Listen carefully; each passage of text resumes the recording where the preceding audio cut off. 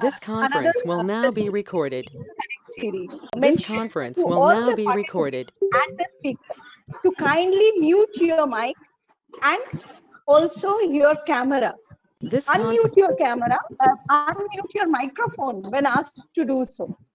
All the participants, other participants who are not presenting, who are not presenters here, you are requested to ask questions only in the chat box. Please ask questions only in the chat box. You are not required to unmute. Please do not unmute throughout the program. Okay, please do not unmute and do not create any disturbance in the program. Okay, the speakers and the presenters will be requested to unmute when it is their turn. And after you have spoken, kindly mute your microphone again so that we get a clear reception of the sound. And also kindly switch off your camera so that we have a good connectivity. At the beginning itself, I would like to mention I would like to make some important announcements. I cordially invite all the researchers, officials, experts, and scholars to submit articles. This conference will now be recorded. Professor Ghosh? This conference will now be recorded. Oh, I'll make it recording. Don't do that. I'll tell you when it will be recorded. Okay. Stop recording now. This conference will now be recorded. I request all participants to kindly mute their mic. I request all participants to kindly mute their mic. The speakers only unmute when you are asked to do so. For the time being, kindly mute your mic. I request Ms. Ikshita Shah to kindly start the deliberations for today. Good afternoon, everyone. On behalf of International Society of Sustainable Waste Management, Air and Water, ISWMAW, and its collaboration from Philippines and India, namely United Nations Center for Regional Development, UNCRD Japan, Center for Sustainable Development and Resource Efficiency Management, Jadavpur University, India, Department of Environment and Natural Resources, Philippines, CST Indian Institute of Science, Bangalore, India, University of Santo Tomas, Philippines, Adamson University, Manila, Philippines, Vietnam National University of Agriculture, Vietnam, Center Baikal State University of Agriculture, Philippines, and National Institute of Technology, Durgapur, India.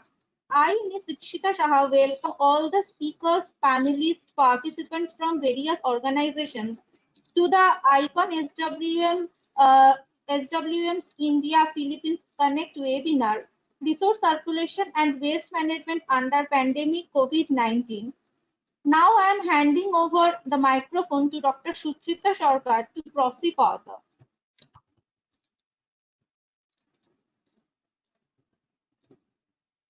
I, Dr. Shondib Sharkar, welcome all the speakers, panelists, participants from various organizations to the IconSWM's India-Philippines Connect webinar, Resource Circulation and Waste Management under Pandemic COVID-19. This webinar is the fourth pre-event of the 10th IconSWM. The next IconSWM India-Vietnam Connect webinar will be held on 18th September, and IconSWM Asia and the Pacific Connect webinar will be held on 30th September. I am now handing over the microphone to Mr. Vencelito Hintural to proceed further. Mr. Vencelito Hintural. Thank you, Dr. Sarkar. And again, a pleasant good day to everyone. So against the backdrop of escalating pandemic COVID-19, which, as we all know, originated from Wuhan, China, we feel it is our duty and responsibility to extend our support and care to common people who are facing difficulties in everyday living, staying far from the heart of the city, and disconnected from regular communication in these trying times. As to the objective of this webinar, we will discuss the waste management issues and challenges related to the protection of people and the environment from the effects of COVID-19, as well as the resource circulation that is taking place in these two collaborating countries, India and the Philippines, and also in Vietnam. We are very glad to announce that more than 700 participants from 12 countries have registered and participating in this webinar through this webinar platform and Facebook live streaming of ISWMAW and our collaborating organizations. We are pleased to inform you that we have a group of very distinguished expert speakers and panelists in this webinar. I'd like to inform also that all participants who have registered and attending the webinar through Go Meeting and Facebook Live Meeting or streaming will be given a certificate of attendance as per our database. I'd like to cordially invite you, all the participants, to submit articles and join the 10th ICON SWM-CE conference on virtual platform. The 10th International Conference on Sustainable Waste Management towards Circular Economy to be held during December 2 to 4, 2020 at Kolkata, India. Submission date of full article is on the 15th of October 2020. Again, the submission date of full article is on the 15th October 2020, the details of which will be sent to you and available in www.iswmaw.com.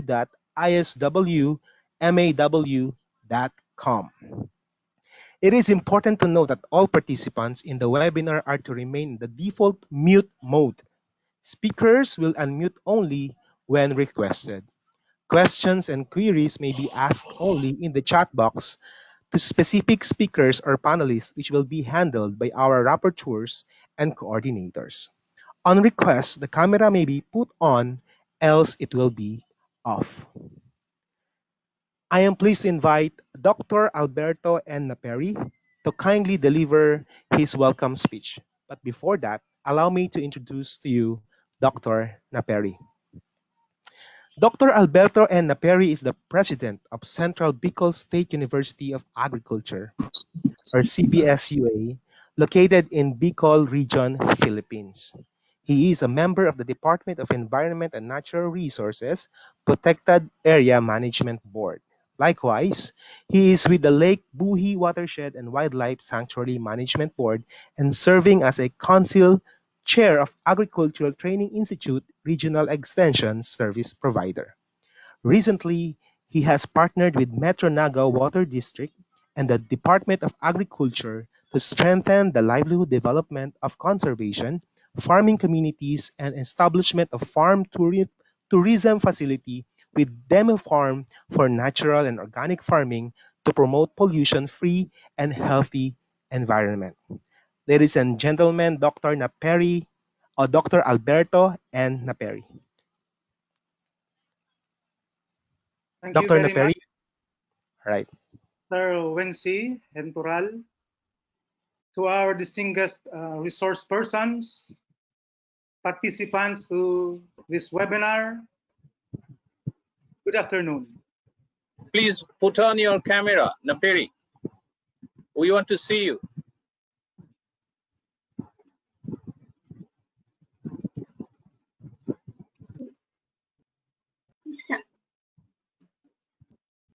It is with great pride and honor to welcome everybody in this online activity with one purpose in mind, that is to protect our environment from the hazard of pollutions. I have my 101% support to this endeavor of the International Society Waste Management, Air and Water. This is a very noble cause that affects every individual existing in this planet. Arresting waste pollution being one of the major problems around the world is a gargantuan task but nothing is impossible if we all join together, hand in hand, to combat this problem. One of our strategies is to sponsor this webinar in order to educate our citizens on how we best manage and decrease, if not to zero down, waste pollution in our body of water and air. Take the case of my country, the Philippines. Our government in 2001 approved Republic Act number 9003, otherwise known as the Ecological Solid Waste Management, the very purpose of which is to address the growing problem on solid waste in the country, giving birth to the National Social Waste Management Commission. But despite this law, the waste generation continues to rise with the increase in population, improvement of living standards, rapid economic growth, and industrialization, especially in the urban areas. Data from the National Solid Waste Management Commission calculated that from 37,000 tons per day in 2012, the country's waste generation steadily increased to 40,000 tons in 2016, with an estimated average per capita waste generations of 0.40 kilograms per day for both urban and rural areas. On the other hand, data from the World Bank estimates that solid waste being produced by Philippine cities will go up by 165% to 77,000 tons per day from 29,000 tons as a consequence of a projected 47.3% hike in urban population by 2025. So this is already an enormous problem to resolve. And I'm only presenting one country.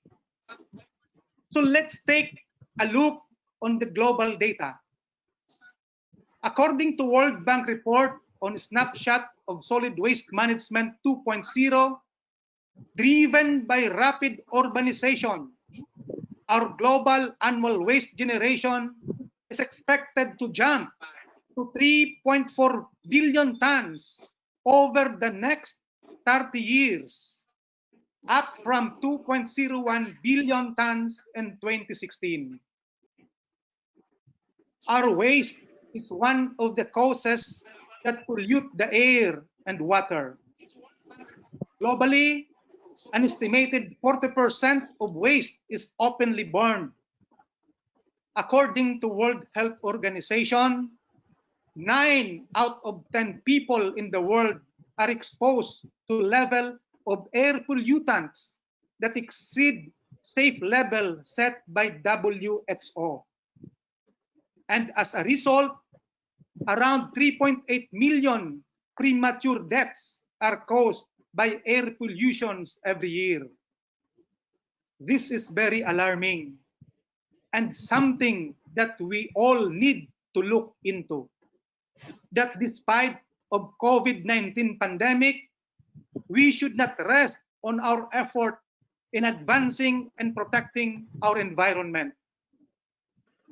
So ladies and gentlemen, our activity for today will certainly contribute in resolving our environment concern. That is why the International Social of Waste Management, Air and Water has invited renowned experts to share with us the latest technology and innovation in resource circulations and waste management. Again, to our resource persons, participants to this webinar, welcome to this activity, the fourth of the series before the conduct of the 10th International Conference on Sustainable Waste Management towards Circular Economy, scheduled on December 2 to 4, 2020. Everybody is invited to register in the conference. Thank you very much and keep safe, everyone. All right. Thank you, Dr. Naperi, for your welcome speech. So at this point, we will be hearing a keynote speech. But first, let me introduce our keynote speaker. Our keynote speaker is a professor in mechanical engineering and the founding chief coordinator of the Center for Sustainable Development and Resource Efficiency Management, Jadavpur University. He served as the Dean, Faculty of Engineering and Technology and Head, Mechanical Engineering, and the Director, CBWE, Ministry of Labor and Employment, Government of India, and Industry.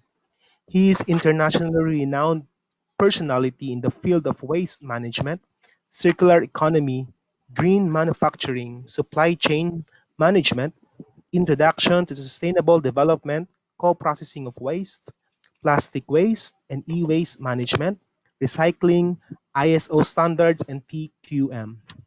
Our keynote speaker is the president of ISWMAW and the chairman of Consortium of Researchers in International Collaboration, or CRIC. He received several awards and patents. He wrote 9 books, 40 edited volumes, nearly 220 national and international articles and chapters, and associate editor of IJM-CWM. He is consultant and international expert of UNCRD/DESA, APO, Japan, China Productivity Council, SACEP Sri Lanka, IGES Japan, and the list goes on. He was the convener of ISO TC61WG2, member in the Indian Mirror Committee of ISO TC207 and ISO TC275. He has been instrumental to the ICON SWM movement worldwide and involved in collaborative research with 40 countries for the last 3 decades. Ladies and gentlemen, our keynote speaker, Professor Dr. Sadhan Kumar Ghosh. Sir? Thank you. Thank you, Venchi. And I must thank Professor Alberto N. Naperi, the president of the Central Baikal State University of Agriculture, for accepting my invitation and deliver the welcome speech. Before I go to my technical presentation, I like to thank the team in Philippines and India who have made this event possible with their endeavor for last 1 month. And we have a very small team, which we call core team from Philippines, around say 10 people, and also in India 10 to 12 people who are really working very hard. And they are all working on waste management or circular economy or related fields, whether it's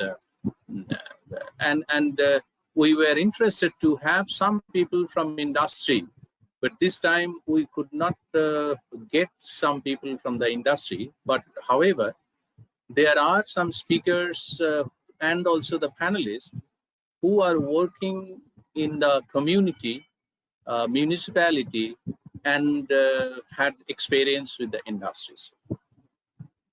So now coming to the topic, the resource circulation and waste management. You know that now we are in a situation where everybody is at a risk.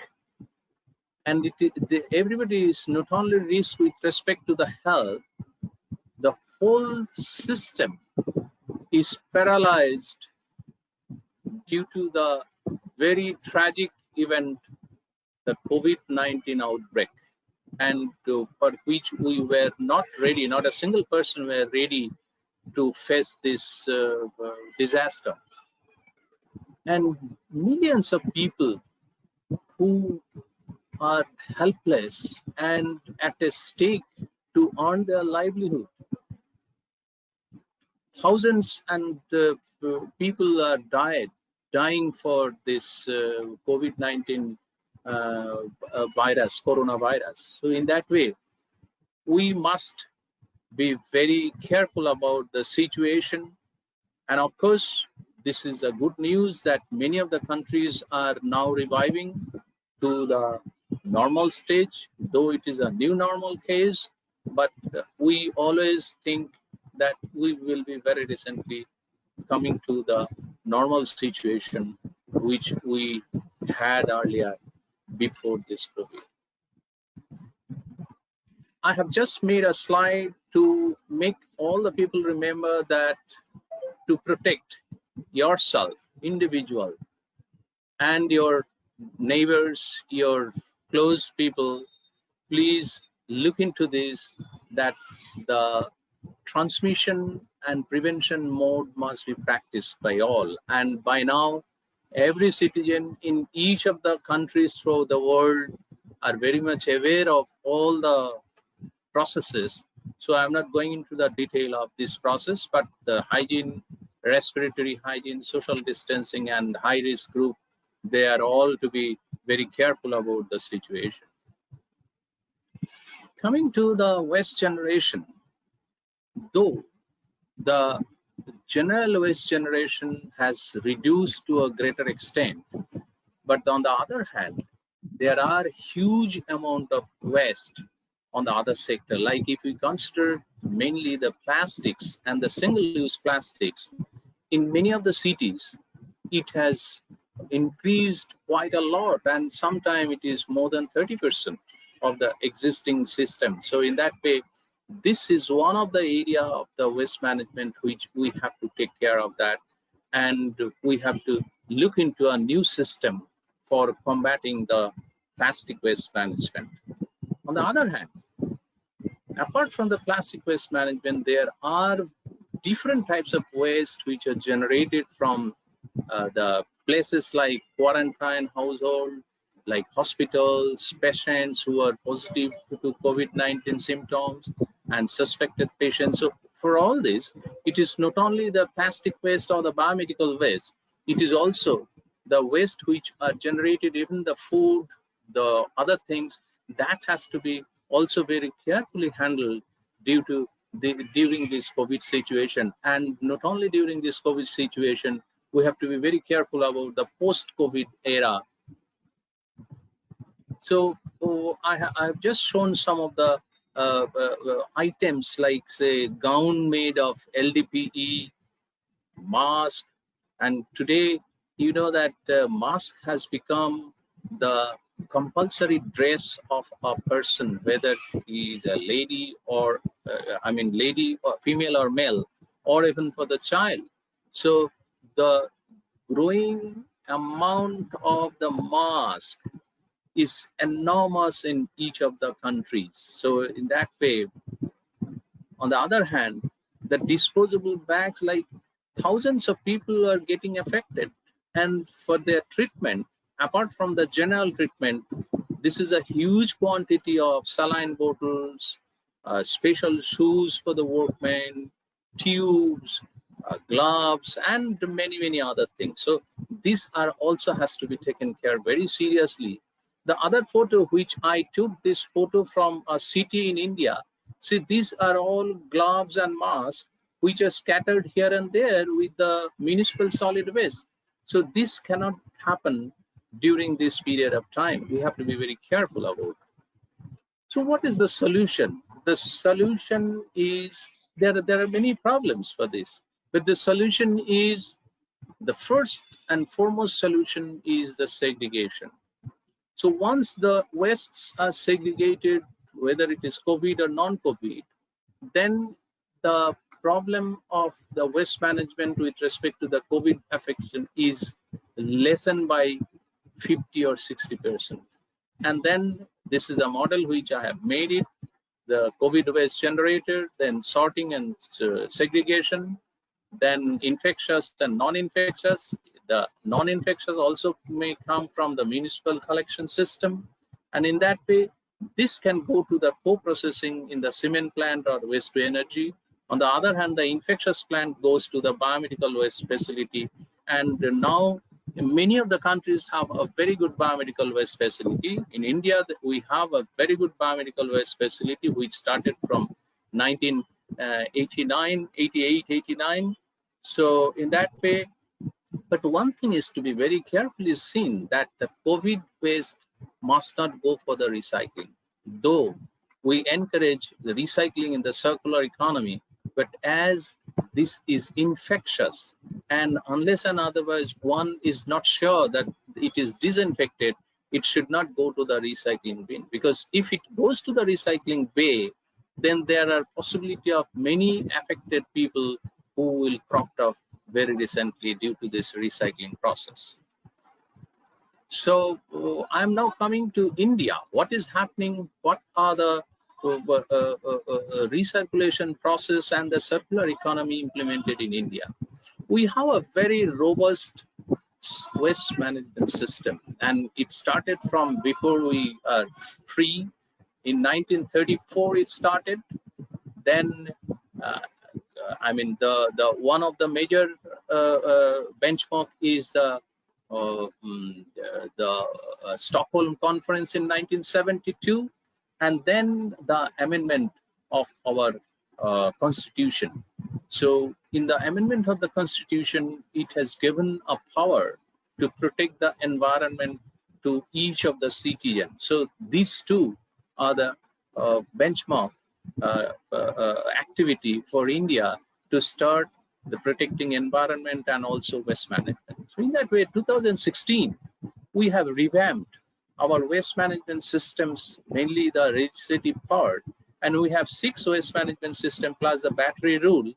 That gives a very good impetus to our waste management system. So before that, in 2000, this is a structure of our biomedical waste management system, where you know that all the waste container are colored according to the types of waste, and I have just shown it. I'm not going reading this, but this is also available in the website in our biomedical waste management system. But most important, what I wanted to say, that the color code has to be maintained very, very carefully and judiciously, because once the color code is not maintained, the whole waste management, it will be jeopardized. These are all bin culture and the colored bin, and these are all, I mean, with the color, its destination is also fixed. So in that way, once this is changed, the whole of the waste management will be in problem, and the people will also be a problem. So in India, there are a number of biomedical facilities. This is one of the facility, photograph of one of the facilities, and we have also the system of our government of India and CPCB. We have issued a number of guidelines for handling the COVID waste at different levels. So these are all available in the website. I'm not going into the detail of that, but most important is the disinfection, the system of disinfection. And this is one of the photographs which is Ghaziabad, one of the factories. And you know that in the biomedical waste facility, one is the system, other is the cleanliness in the biomedical facility. And I'm very happy to show you the next photo. This is the incineration plant of the biomedical facility. See the cleanliness in that particular factory. So this type of facilities should be replicated in other countries also, specifically the developing countries.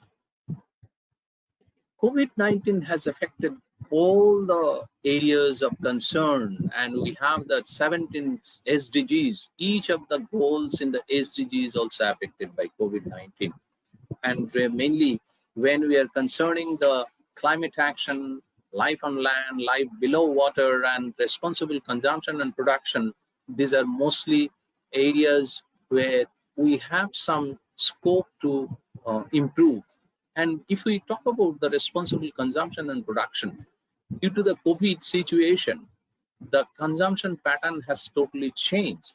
And in many of the cases, the consumption has reduced to a greater extent. But what's over the production? The production has come down. Production is very much related to the economy of the country. So in that way, this is one of the area where we have to be very much concerned when in the post-COVID era. But we have some speaker who will talk about this water and the COVID situation. Now in India, this is just figures showing recycle generation of waste, then per capita waste, collection and efficiency in different countries, percent recycling, composted, energy recovery, other treatment, and landfill.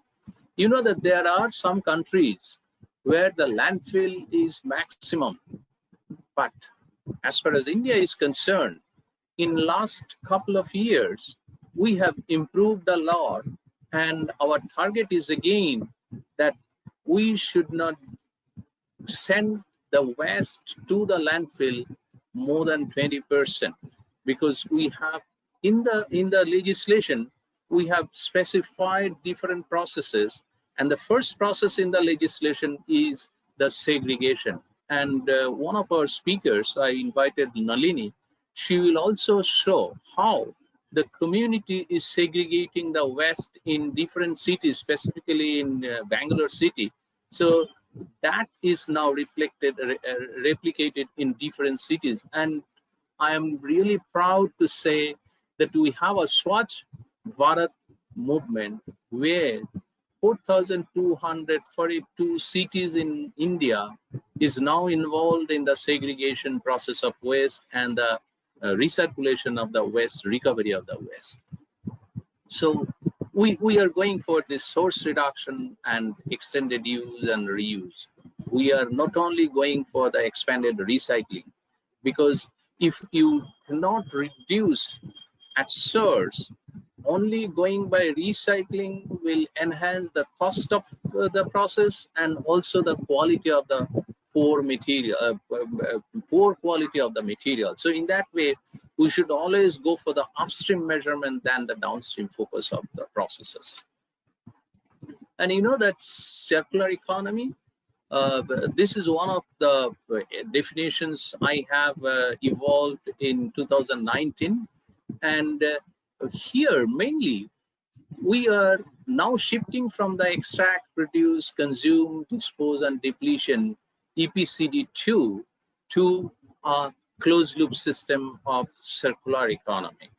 Circular economy in a very, very common language, whatever you reduce your consumption pattern, you reduce your consumption and change your consumption pattern.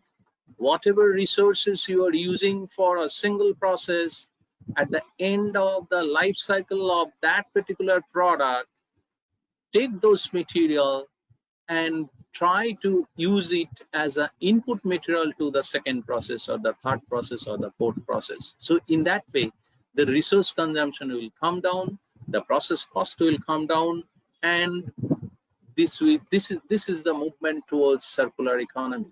So in that way, this is also supporting the sustainable development goals of our 2030.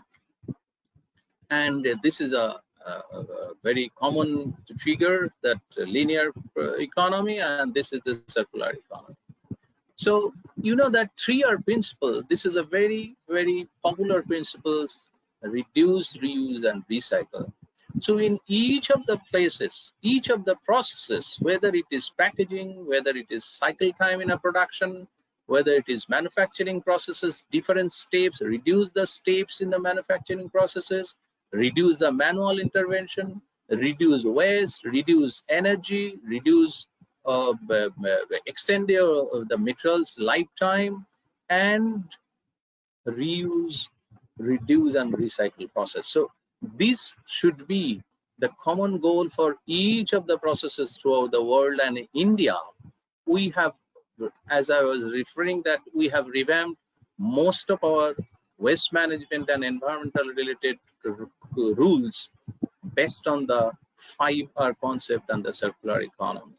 And also the Swachh Bharat movement, that is giving a big impetus towards circular economy.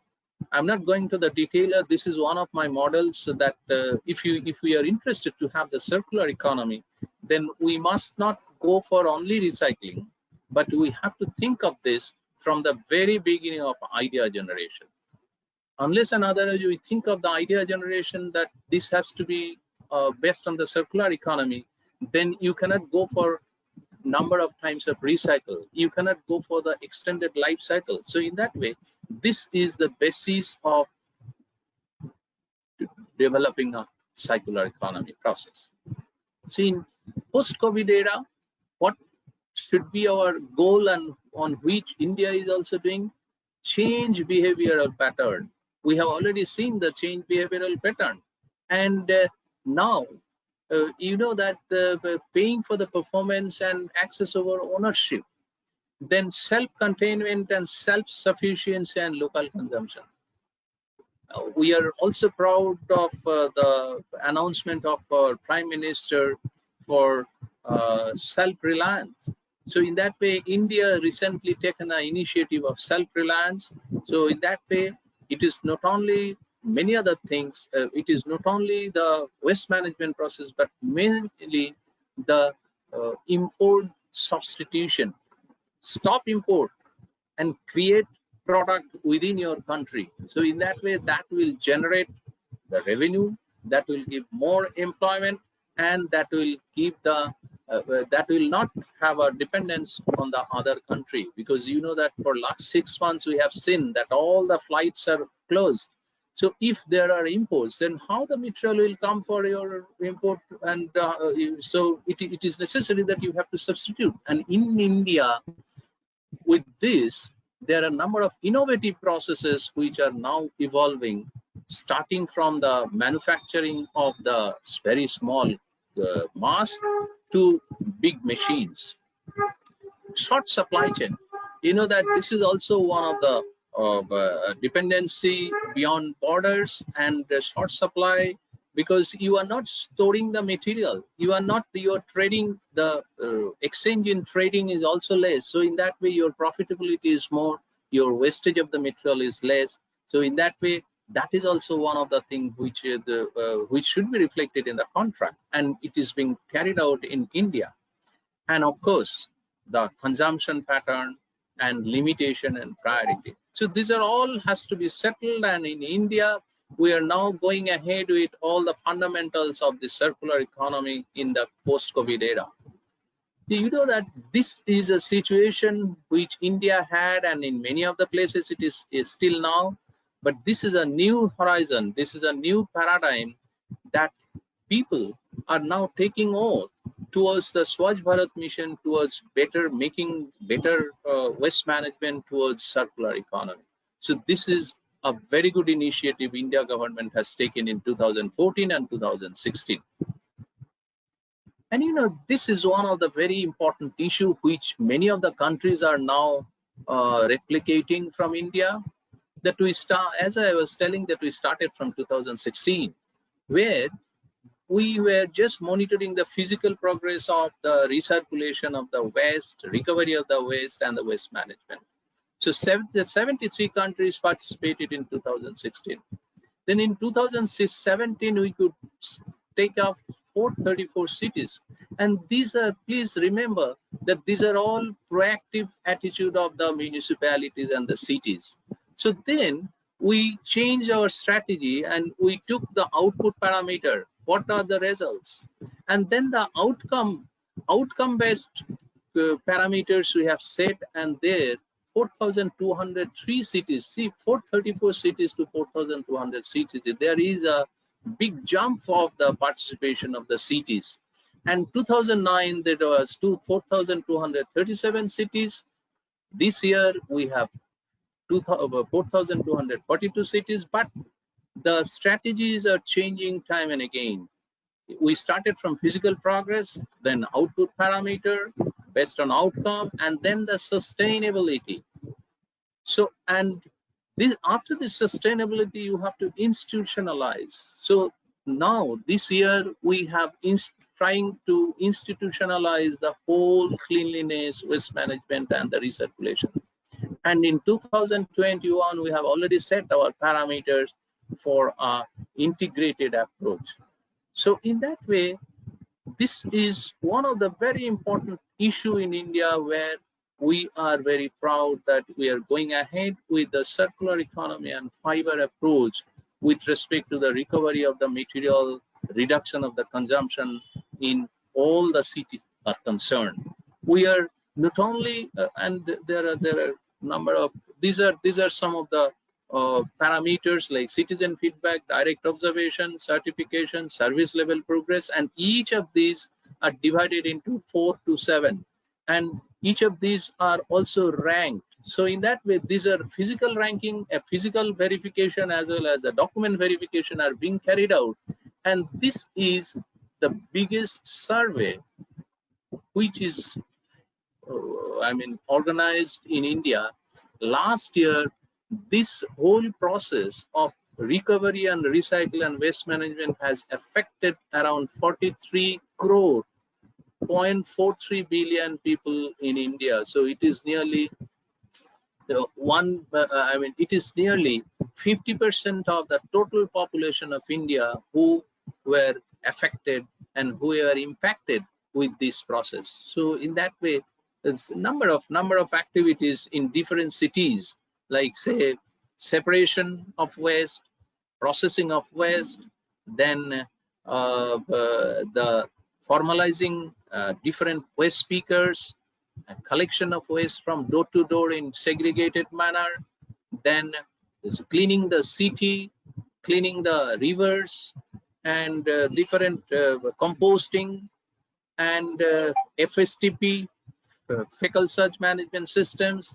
And of course, on the other hand, we have banned a number of plastics, mainly the single-use plastics in all 28 states and 8 union territories. But it depends on, everywhere it is not the same, but we have started banning it, and our target is by 2022 we will ban the whole of the single-use plastics.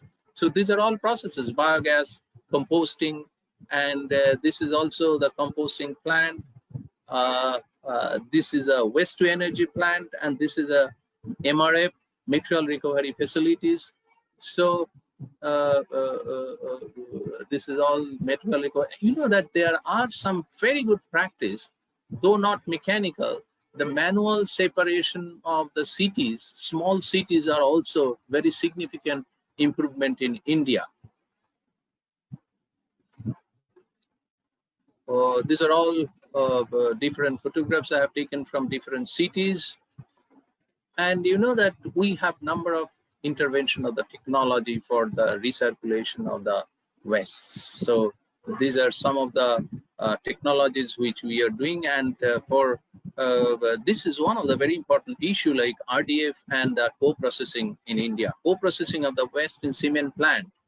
We are now focusing, instead of waste to energy, we are more interested in co-processing of the waste in cement plant. In the co-processing of the waste of cement plant, we don't have any wastage of the material. Like if you give 100 kg of the material in the cement plant, then all the 100 kg, either it is converted into the energy for making the cement, and the rest of the part is added to the cement for production of the cement. So in that way, the whole waste disappeared after some time in the co-processing. But whereas in the waste to energy process, you have a 20 to 25%, sometimes 30% of the ash which will be produced as a byproduct. That is also a hazardous material. Again, what are the countermeasures India has taken? The legislative framework, we have given guidelines to the people, government support and monitoring all the time. You know that one more important thing which I like to highlight here, that the data management system in India 5 years back was not very significant. But in last 2 years, the data management system with respect to this waste management or many other systems, even the hospital management, it has come to a very significant level of achievement.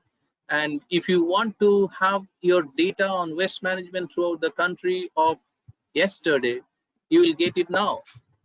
If you want to get the data of the hospital status and the COVID situation and others of yesterday, you will get it now only. So that type of data management system we have evolved in India. The facility enhancement, I am really very proud that we have number of facilities which are generated and which are evolved, and one facility which has 10,000 beds under one roof and on a land which is equivalent to 29 football ground, that has been initiated in last June for this COVID positive patients only. Capabilities by training and other things we are giving, and as well as we are strengthening the manufacturing process like masks, gloves, gown, vents, and many other things, ventilators. Now the pattern is so changed that the engineering factory who were making machine, they are now making ventilator. Even the contractors who were putting the construction business, they are also in the ventilator making business. So in that way, a lot of innovation has come in the process. Healthcare staffs are strengthened, financial support, huge financial support for the poor people by the government, and protecting health and environment. But most importantly, emotional and scientific aspect is also to be seen, and in India we are also taking care of this, who are involved in the COVID countermeasure processes. And of course, these are some of the actions which are needed still now. We must generate more and more awareness and the containment. Legislative framework, if the guideline is given, that is not all, but we have to be very careful about the implementation, effective implementation of the management systems. And of course, within the management system, segregation and sorting is the most important part, and government support, sustainable development, and of course, the policy for the economic activity to continue and grow, because you know that the condition of the industries, specifically the small industries, is very, very bad. So in that way, we have to take them in the mainstream. So economic policy from the government is one of the challenging issue, and that has to be supported, but that needs supporting to the SMEs and also the other industries. The one more important thing which I like to highlight here, which is not written here, is the education system. Education system in most of the countries are affected much, in India too. So in that way, we have to devise a system. How? Because there is a sea change in the education system and the way of imparting training to the students. So the other thing is resource circulation, and the very important thing is we are now in a position to identify which are the weak points we have, mainly the resource circulation and the waste management and education system. So this is the time when we can utilize the scope of identifying opportunities and improve them, mend them, so that we have a better and effective system. With this, I once again thank all the speakers, panelists, and the participants, organizers who are really have done a good job. And I'm very happy that many people are observing this program through our webinar and also through the live streaming. With this, once again, I thank you all, and I hand over this microphone to the organizer. Thank you very much. Thank you, Professor Ghosh, for a very interesting and timely speech, considering that our society and environment are at a vulnerable state, particularly today that plastics are on the rise due to COVID-19. Professor Ghosh, kindly mute your microphone and unshare your slide. Thank you. I have already unshared my slides.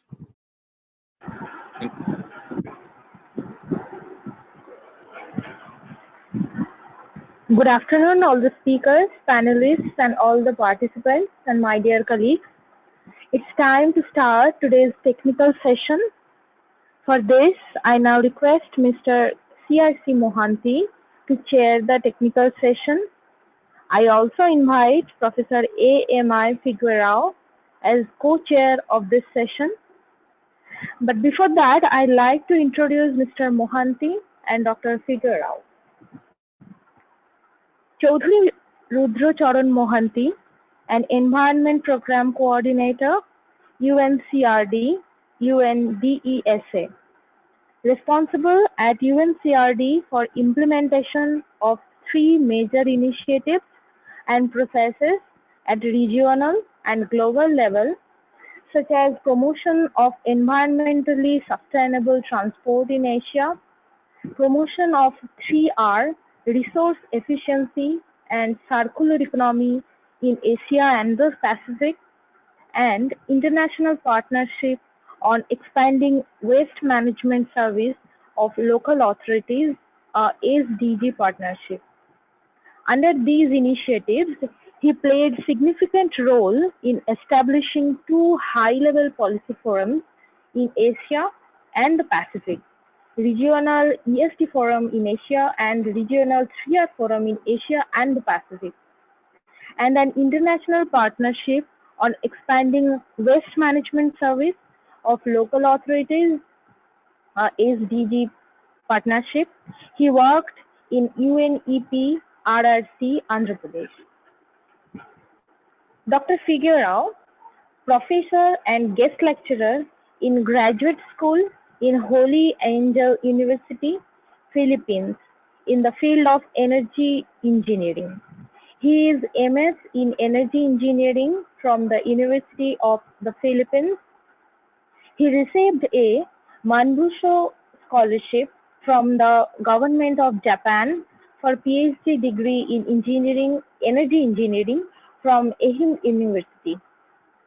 His interest in SWM has prompted him to take closer look on this topic from the perspective of energy recovery. Now it's over to Mr. Mohanty. Thank you, Ipsita. Good afternoon, and thank you for your kind introduction.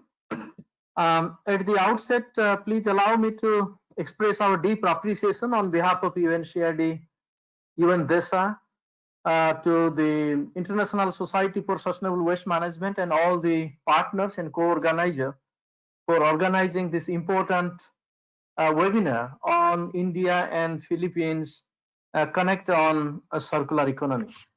Can you hear me properly? Just to check. Yes, we can hear you. Okay, good. Professor Ghosh gave us a very nice introduction on circular economy and its nexus with the SDGs, and also how actually we can advance circular economy in this pandemic situation. I think so, when we discuss about circular economy, it comes at the core of the efficient management of the natural resources that ultimately, has an impact on the emergence of the new diseases like this COVID-19. So the root solution is actually how efficiently we manage the natural resources. Circular economy is also the key driver of achieving the SDGs that what he was mentioning, not only SDGs, the new urban agenda, and also the other international agendas and agreements like the Paris Agreement on the climate change. In order to advance circular economy, we discuss a range of cooperation and partnership, such as, for example, inside a country, we discuss about the triangular cooperation, the cooperation between the government, scientific and research institutions, and the private and corporate sector. You know, these three act in a triangular cooperative fashion to advance circular economy. Similarly, at the international level, we discuss city-to-city cooperation. Say, for example, New Delhi, Manila, you know, city-to-city cooperation, and also the country-to-country cooperation and collaborative ideas to advance circular economy in various ways. In this regard, this India-Philippines Connect Forum is very important action to advance circular economy, and as well as how actually we can achieve resource efficiency during this pandemic and beyond this pandemic.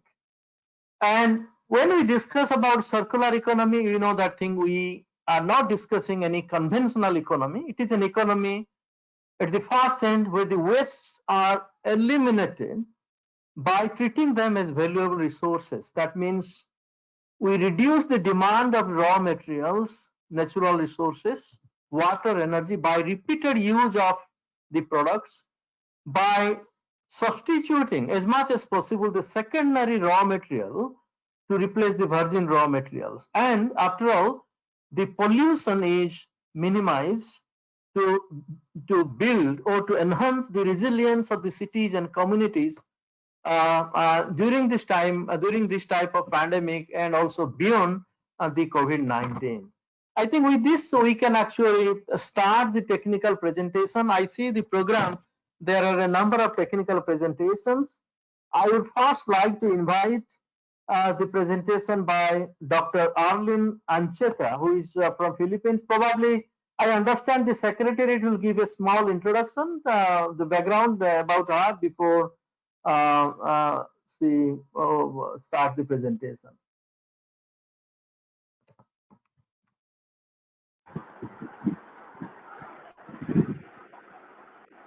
Thank you, Mr. Mohanty.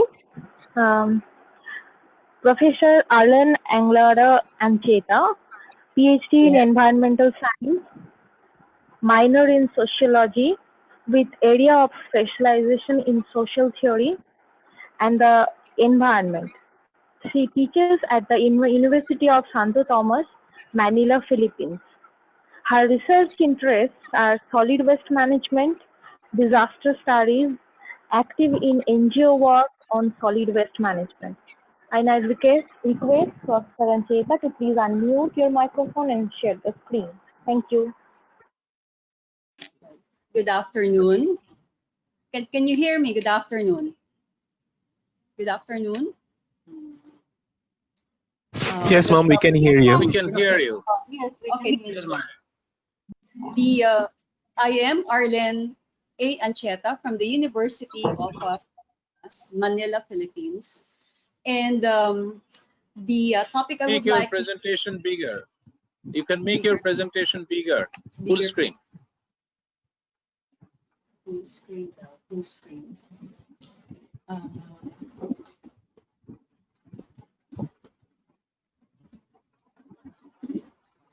Okay. Just a moment, please. Okay, go ahead. Don't worry. I think this is maximum probably. No. Please go ahead. Don't worry. All right. So the title of my presentation I would like to share is Solid Waste in the Context of Pandemic COVID-19 Philippine Experience. I just would like to give an introduction to my country. So my country is located in Southeast Asia, and on the map is it's the flag of our country. It's located in Pacific Ocean on the archipelagic Southeast Asia. Now, the Philippines 2020 population is estimated at 109,581,78 people at mid-year, according to UN data. We have an irregular land surface, long coastlines, and so we're famous for beaches, rice terraces. And since we are located in the Pacific Ring of Fire, so we have numerous volcanoes, one of which the most famous is Mayon volcano. However, like most of the countries in Southeast Asia, the Philippines is vulnerable to natural calamities, flooding, marine litters, and COVID-19.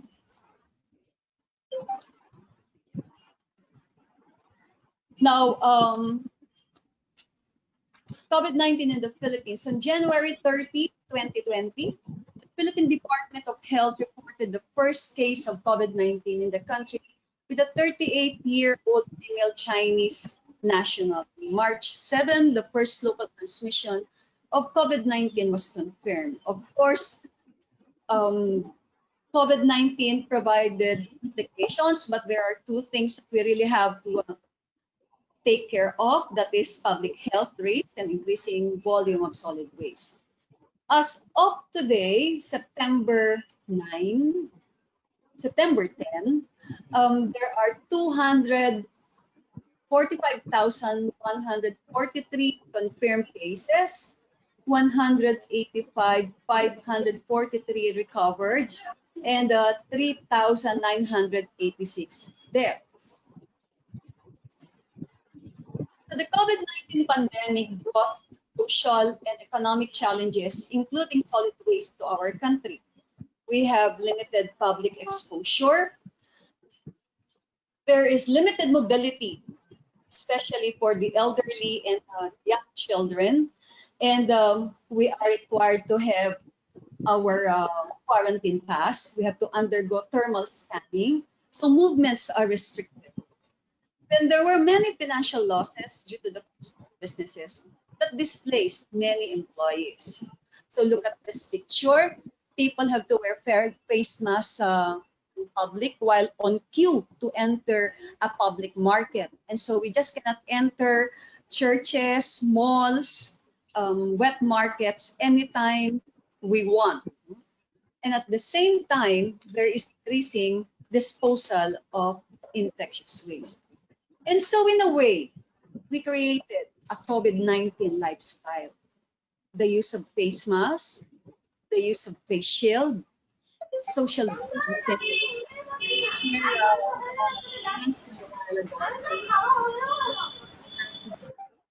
and would prefer to stay at home. And so there is more of door-to-door delivery of food and other goods. With home deliveries of food and other commodities, more packaging materials made of plastics are now generated from the households. Based on the report of the National Commission on Solid Waste, most of the waste comes from households, and with infectious waste and plastic packaging, household waste increases. And so even before the COVID-19, we have 56% waste coming from the residential houses. And what are the related issues to COVID-19? The biggest part of the problem comes from the households that are treating this as ordinary household waste. If we protect ourselves using face masks but dispose it improperly, we also end up harming the people around us, according to a DNR officer. And then beyond takeouts and deliveries, plastic has surfaced as a go-to material for the safety of the general public. Separators made of plastic sheets are now installed in supermarkets, pharmacies, and similar establishments. So some public utility vehicles have also been retrofitted to include these plastic separators. While the use of plastic in the context of public health cannot be avoided, the challenge lies in managing the discards and ensuring that these do not end up in the streets, waterways, and oceans. So this is really one of the issues related to COVID-19. And so resource circulation initiatives to reduce waste. With these environmental and health conditions at hand, how can the country reduce solid waste, especially infectious and non-biodegradables, during this COVID-19 pandemic. One is waste segregation at source. It was mentioned by Dr. Naperi a while ago that we have a national law on solid waste, Republic Act 9003, or popularly known as Ecological Solid Waste Management. Now, waste segregation at source is one of the important components of Republic Act 9003. In this, we would like to stress that waste segregation at source is very important in reducing waste related to COVID-19. Hygiene and sanitation are the key actions to protect public health. With waste segregation is the need of the time. So there's a need for the household to segregate, disinfect face masks and gloves before disposing in their proper waste bins. In addition, plastic packaging from deliveries also. So there is a need to disinfect first and then put it on a separate container, different from the biodegradable and non-biodegradable, because this is already infectious waste. No to plastic policy. There are local government units in the Philippines that implement no to plastic policy. So these are the cities, most of the cities in Metro Manila. And by strengthening this local government initiatives on no to plastic policy, then there would be reduction of plastic, especially the use of one-time use plastic. So we have cities like Muntinlupa, Makati, Manila, Quezon City. So they are discouraging consumers to the malls, the commercial areas are not providing plastic containers to the consumers. And so the consumers have to bring their own reusable bags. Then promoting zero waste practices. There are also local government units in the Philippines that practice zero waste. And the model city in the Philippines is the city of San Fernando, that's in the province of Pampanga. And actually, zero waste is just following the different components of Republic Act 9003. So there is that is segregation at source from the household. Then instead of a centralized collection by the waste provider, there is decentralized collection of waste from the different communities. And the most important component of zero waste practices is the presence of material recovery facility in the community that would further segregate recyclables from residuals. And so by the time residuals would be finally disposed in the landfill, then there would be a small amount of garbage to be disposed in the landfill. And so diversion rate of zero waste cities is high, and the high diversion rate would mean less cost to the local government unit also. And then number 4 is integrated efforts to the various social actors that could facilitate waste reduction in the Philippines.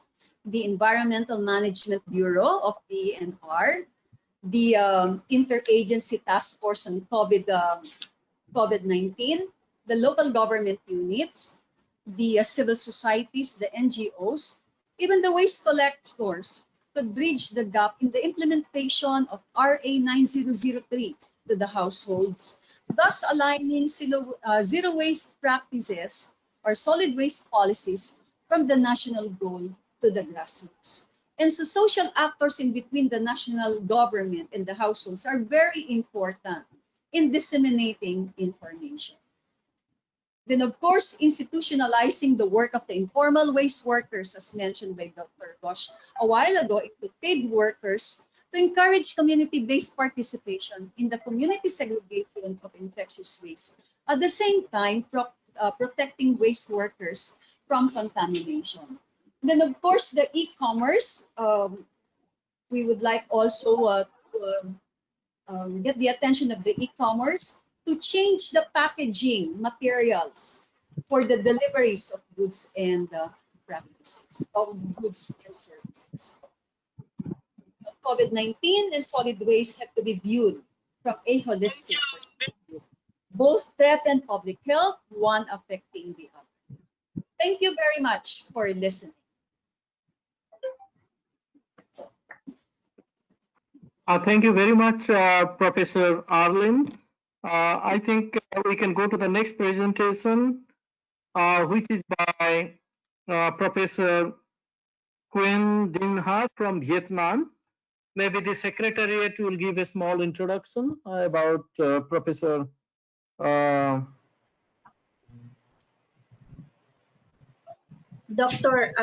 Mr. Incom agrees will present Dr. Nguyen Dinh Ha.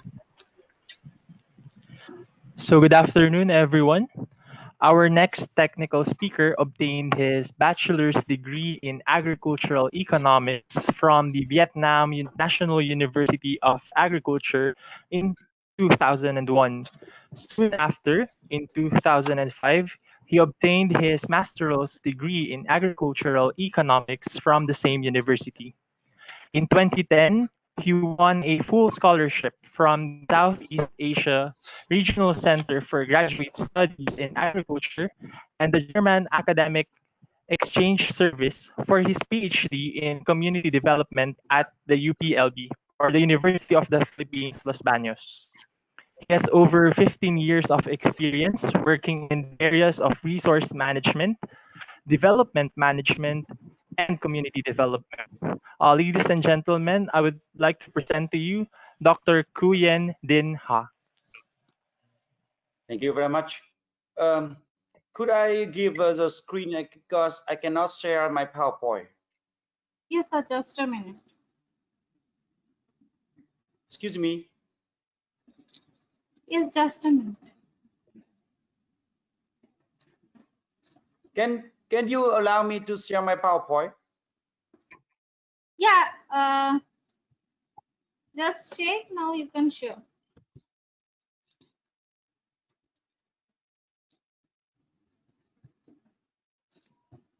Yes, Dr. Ha, now you can share your screen. Yes.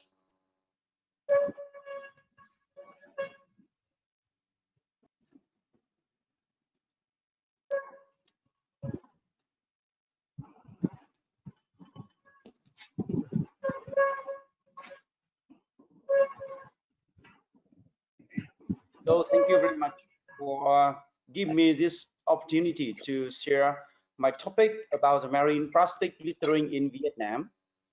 And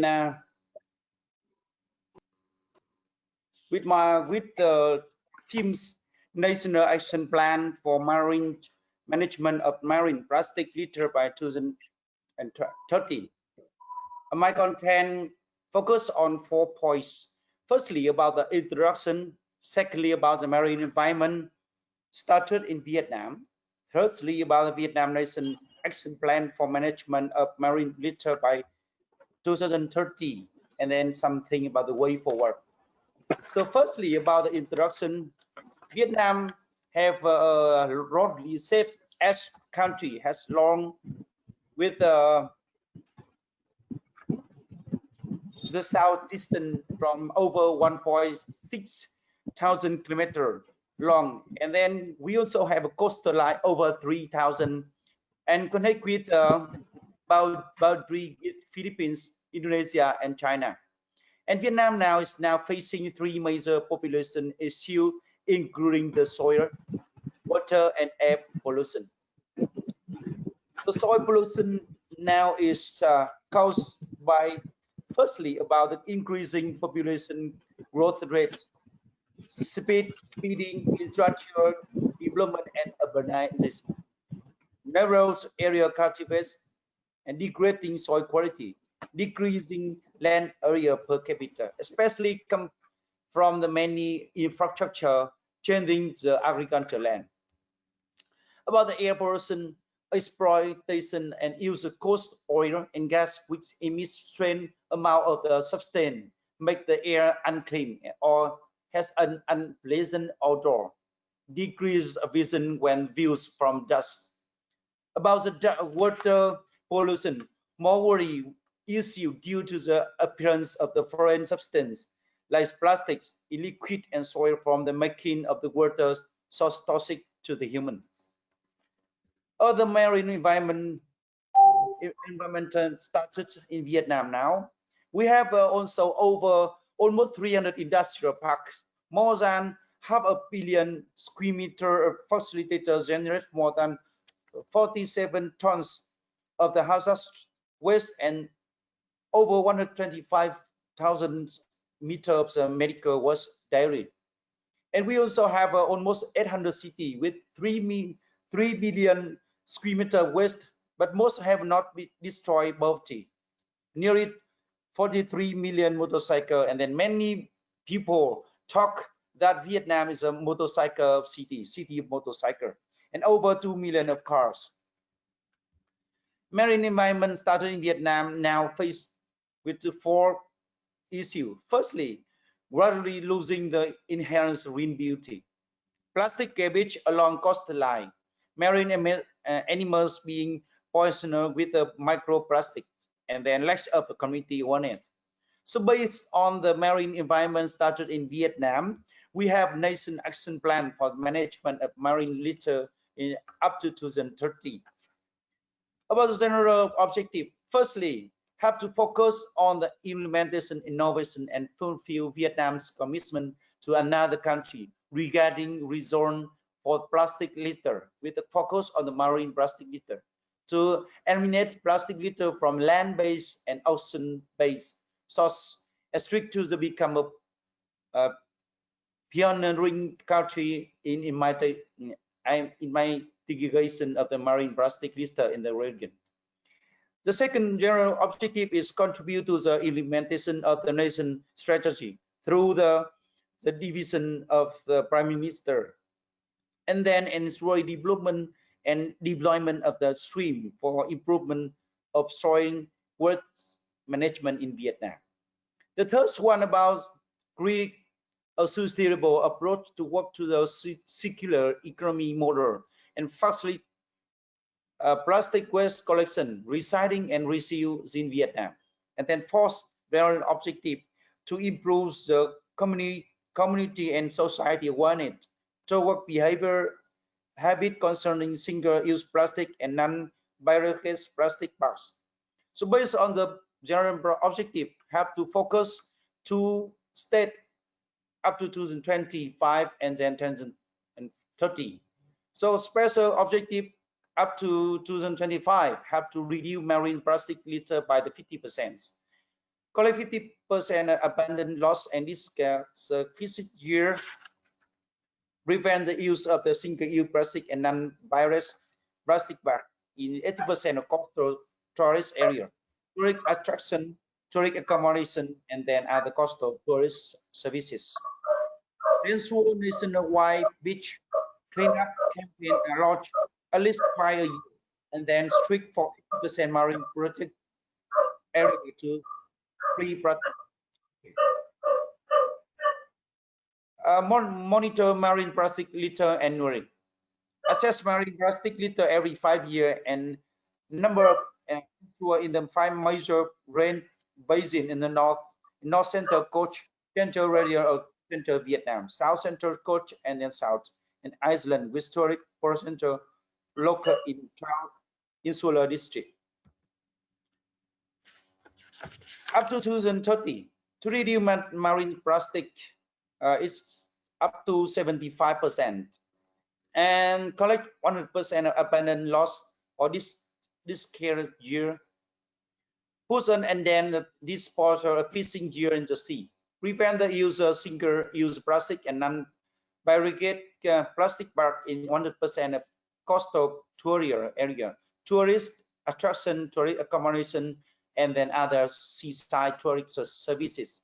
Strict 400% of marine protect area to be free from plastic. Monitor marine plastic litter annually.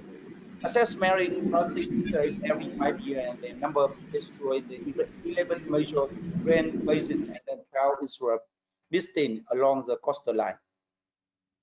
So based on the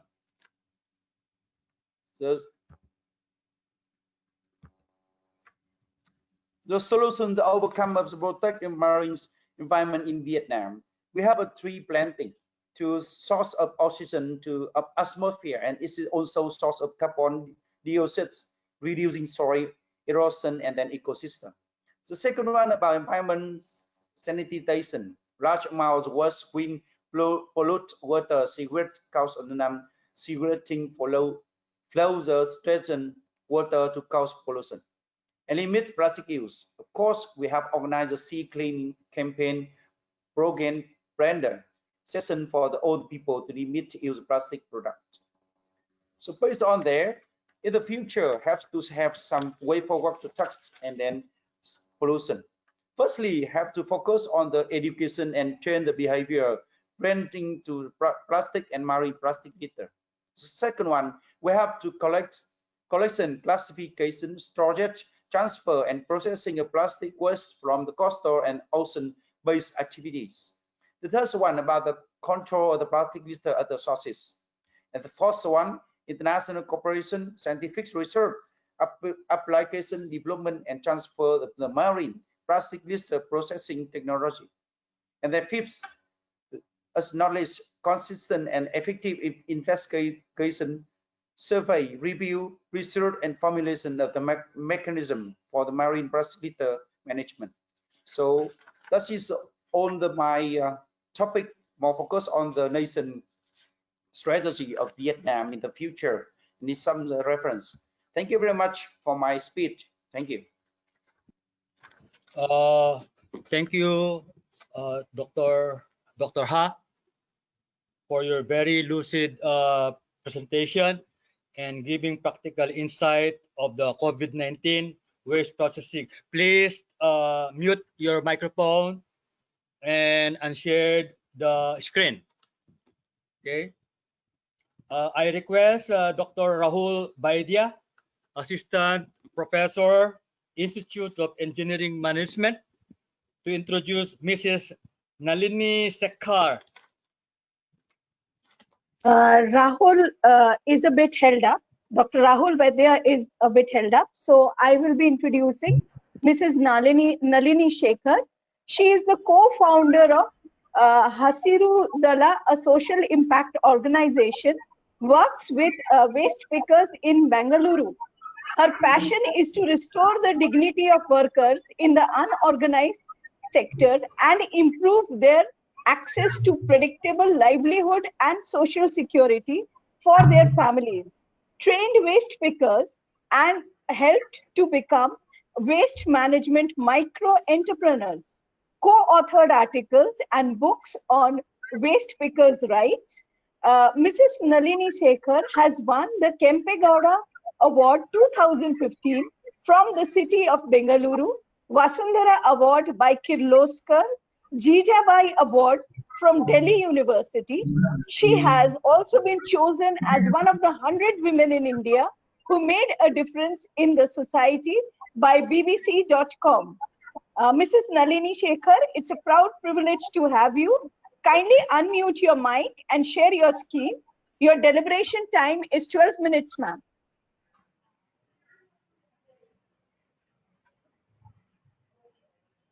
Thank you very much.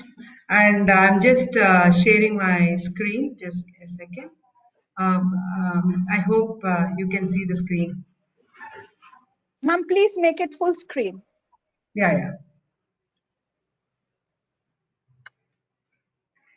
So thank you very much. This is a privilege to speak to all of you. I'm not an academician, so I'll be talking more like a proper practitioner who faces solid waste management, and we have been working for 10 years, and still we work as firefighting in a firefighting position.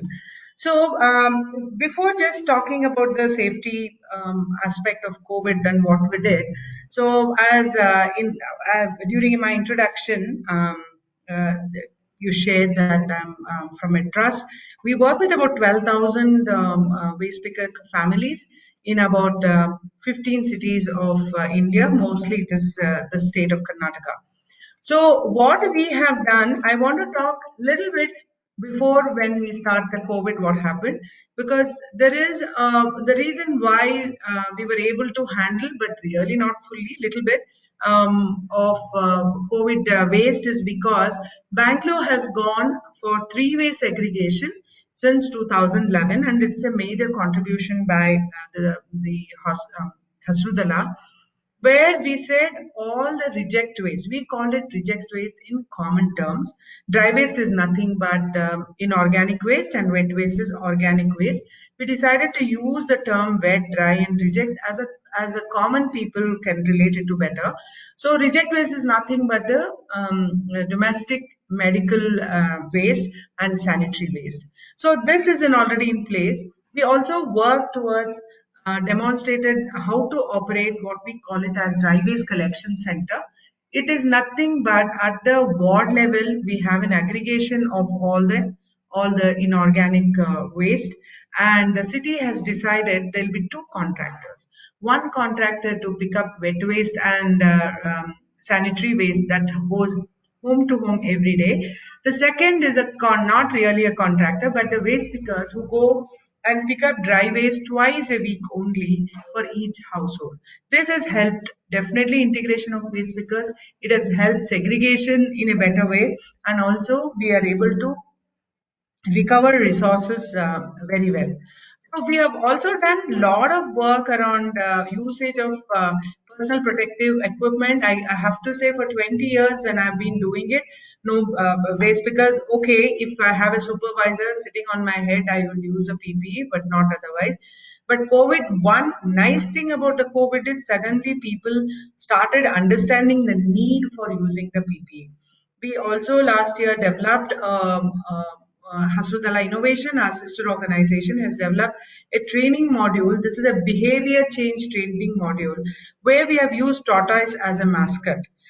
So to say that it is important to take care of yourself like tortoise does.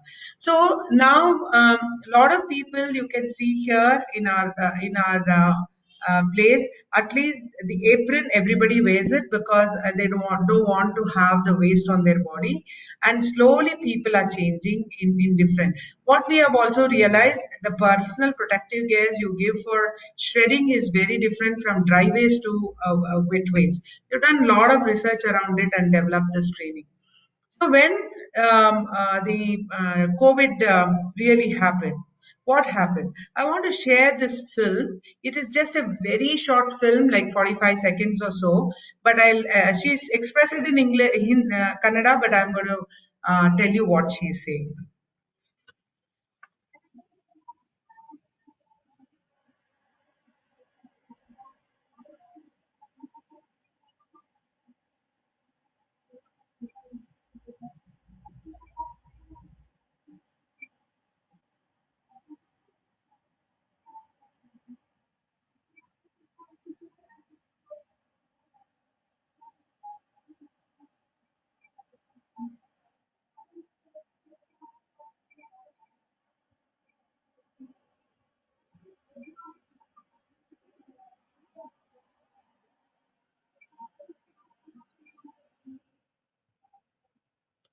So this is Kumuda, who actually is talking here, and because we have a set system, she was able to talk about it.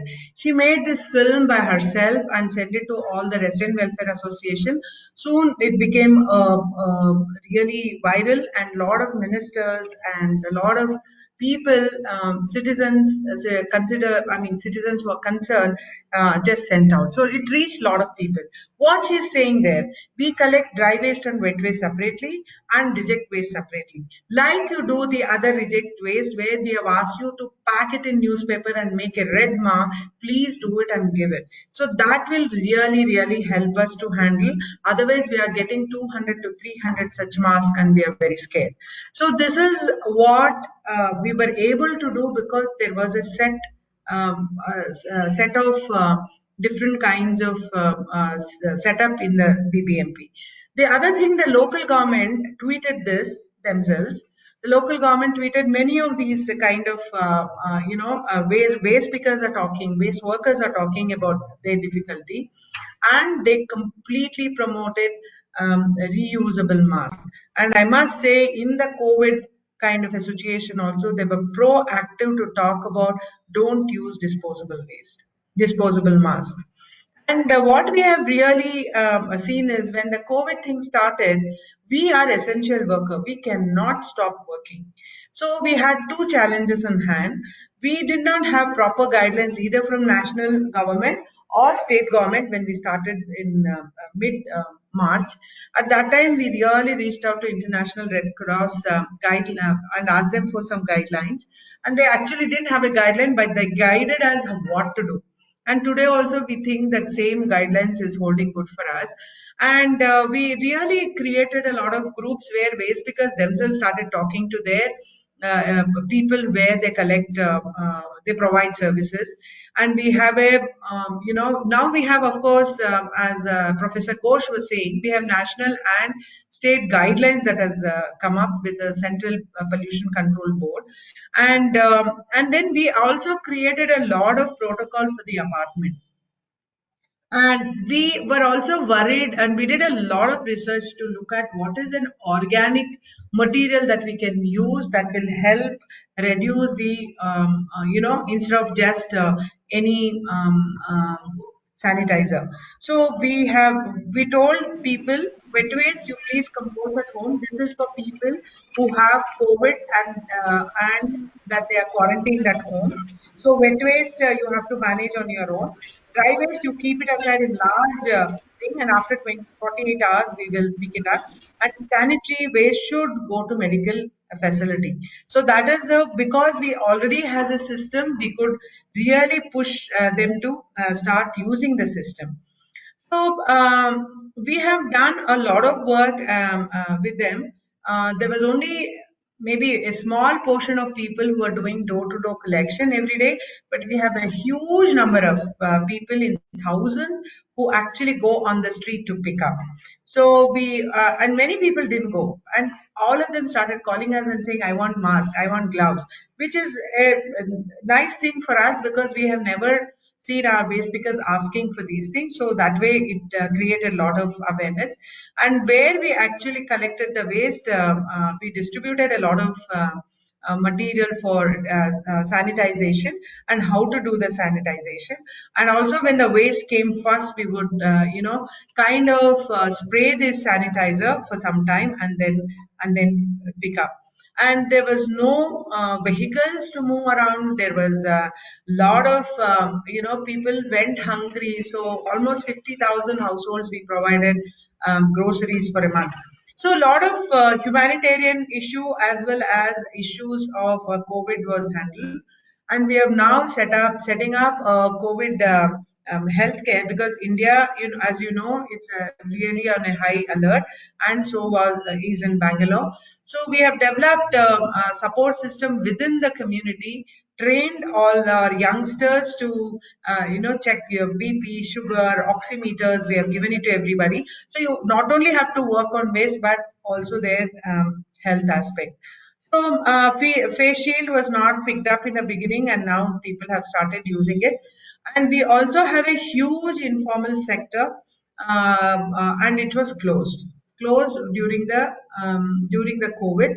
It became a huge problem for us because the dry waste collection center, which is really a decentralized facility, could not hold waste or store waste for more than a day. So where should this go? It was really a problematic thing because so we started saying all these MSMEs dealing with recycling and sorting should be considered as an essential service like you did for the food. And we started going to these communities which we have never gone, met about a little over 2,000 workers and showed them. We had developed a very, very simple poster with both in terms of written as well as it shows in action what they are supposed to do and what they are not supposed to do. And actually we distributed a lot of masks and the sanitizer and so on and so forth. With that, we gave them a small bag to say that you can't use the mask and keep it somewhere and take it back again. You have to put it in a safe place. So this is what we started doing with the informal workers. So with very clear instruction of the posters is here, and then we started working with the children. How do you wash your hands? How do you? We started.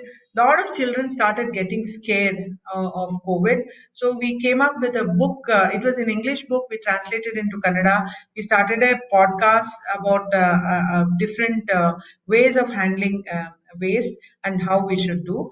And this is one of the facility that we have control over. That is our sisters organization, Hasudala Innovation, where we really, of course, reduce the number of people who are working, increased the distance in which they work was very regularly maintained, and we spray every day. Actually, waste pickers have also are trained now to provide sanitation services to car. If you have a vehicle, you have a office you want to open up, so they become new entrepreneurs also in this whole system. Dr. Ghosh was talking about how different engineering companies started making incinerator in the similar way in the service sector, where we were giving services to waste management. Suddenly we also trained people to become service provider for sanitization, full sanitization. So this is a very brief story of what kind of work we did. And we were able to do this work because the city had put in certain infrastructure. Was it enough? No. What was done before was enough? It was not. Was the infrastructure? It was not enough. So we are really looking at, kind of increasing the awareness, and this is an opportunity for us to make sure segregating, using the color code for bins, collection in a very different way. And actually the city has taken this very seriously, and it's an opportunity for us to implement whatever really we have planned. So I think I've finished my 12 minutes. I want to keep it to the time. And if there is any questions later on, whenever the moderator will ask me to respond, I will be happy to respond. Thank you so much. Thank you, Mrs. Nalini Sekar, for presenting the situation in India. Kindly mute and unshare the screen. I now request Dr. Sutripta Sarkar, Faculty, Barakpur Rastraguru Surendranath College, India, to introduce Dr. Anavelia Villando. Thank you, Dr. Figario. Dr. Annabella C. Villando holds a PhD in chemical engineering from Mapua University.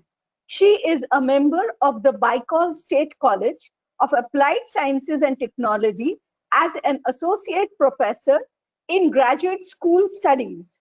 Her main focus is the recovery of heavy metals from wastewater and degradation of PPCPs.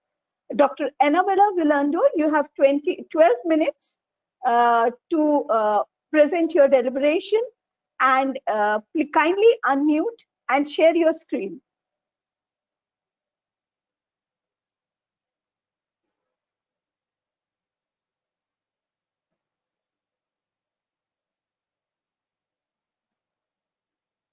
Good afternoon. Thank you for the introduction. This afternoon, I'm going to present The Just a minute, Dr. COVID-19. Vilan. Please make your presentation full screen. Okay. You go down to the right side. There is an option for full screen. Okay, just the right side. Go down the right side. Wait, because it is covered by the screen of. Yeah. Don't Not worry, there don't on the worry, go top. ahead. Don't worry, go ahead. Okay. If you can't, go ahead. Okay. So presenting, the title of my presentation is COVID-19, Positive in Wastewaters.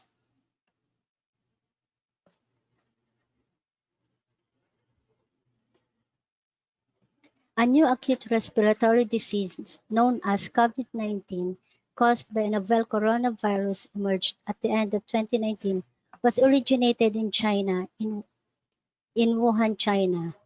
From then, it started a global spread of the disease. The epidemic was declared a public health emergency of international significance on January 30, 2020. The World Health Organization announced on February 11 the name of the latest coronavirus disease as COVID-19. On the 11th of March, the WHO updated the level of spread of COVID-19 from epidemic to pandemic.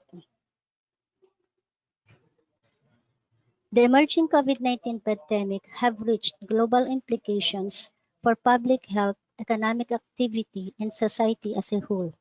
They are interconnected in many ways and cannot yet be completely assessed. The number of patients infected with COVID-19 was mainly calculated on the basis of individual tests and laboratory-based biomolecular diagnostics using reverse transcription, quantitative polymerase chain reaction, or the RT-qPCR. COVID-19 cases was recorded by regional health officials and consolidated at national level. COVID-19 was found to be accompanied by diarrhea in 2 to 50% of cases. The viral RNA has been detected in children's stool for more than 4 weeks. Children positively identified for fecal swab samples after having tested negative for COVID-19 in the nasopharyngeal test, which all led to the alert that COVID-19 could be transmitted via various pathways. Likewise, both SARS-CoV-1, the coronavirus that causes SARS in 2003, and MERS-CoV, the coronavirus that caused MERS in 2012, were present in blood, feces, and urine. Numerous researches have shown that COVID-19 was found in feces in infected individuals. In addition, COVID-19 can be contained in fecal samples weeks after the contamination is no longer observed in oral swab samples. The virus can also spread via feces in the sewage systems. Traditionally, fecal contamination of water supplies has been described as a risk to public health. Water may serve as a vector for pathogen transmission, creating opportunities for outbreaks or sporadic cases of infection. Pathogenic viruses are often present in the water environment and are known to cause a large number of water-related diseases. SARS-CoV-1 was identified in hospital wastewater, household wastewater, and drinking water for 2 days at 20 degrees Celsius and up to 14 days at 4 degrees Celsius.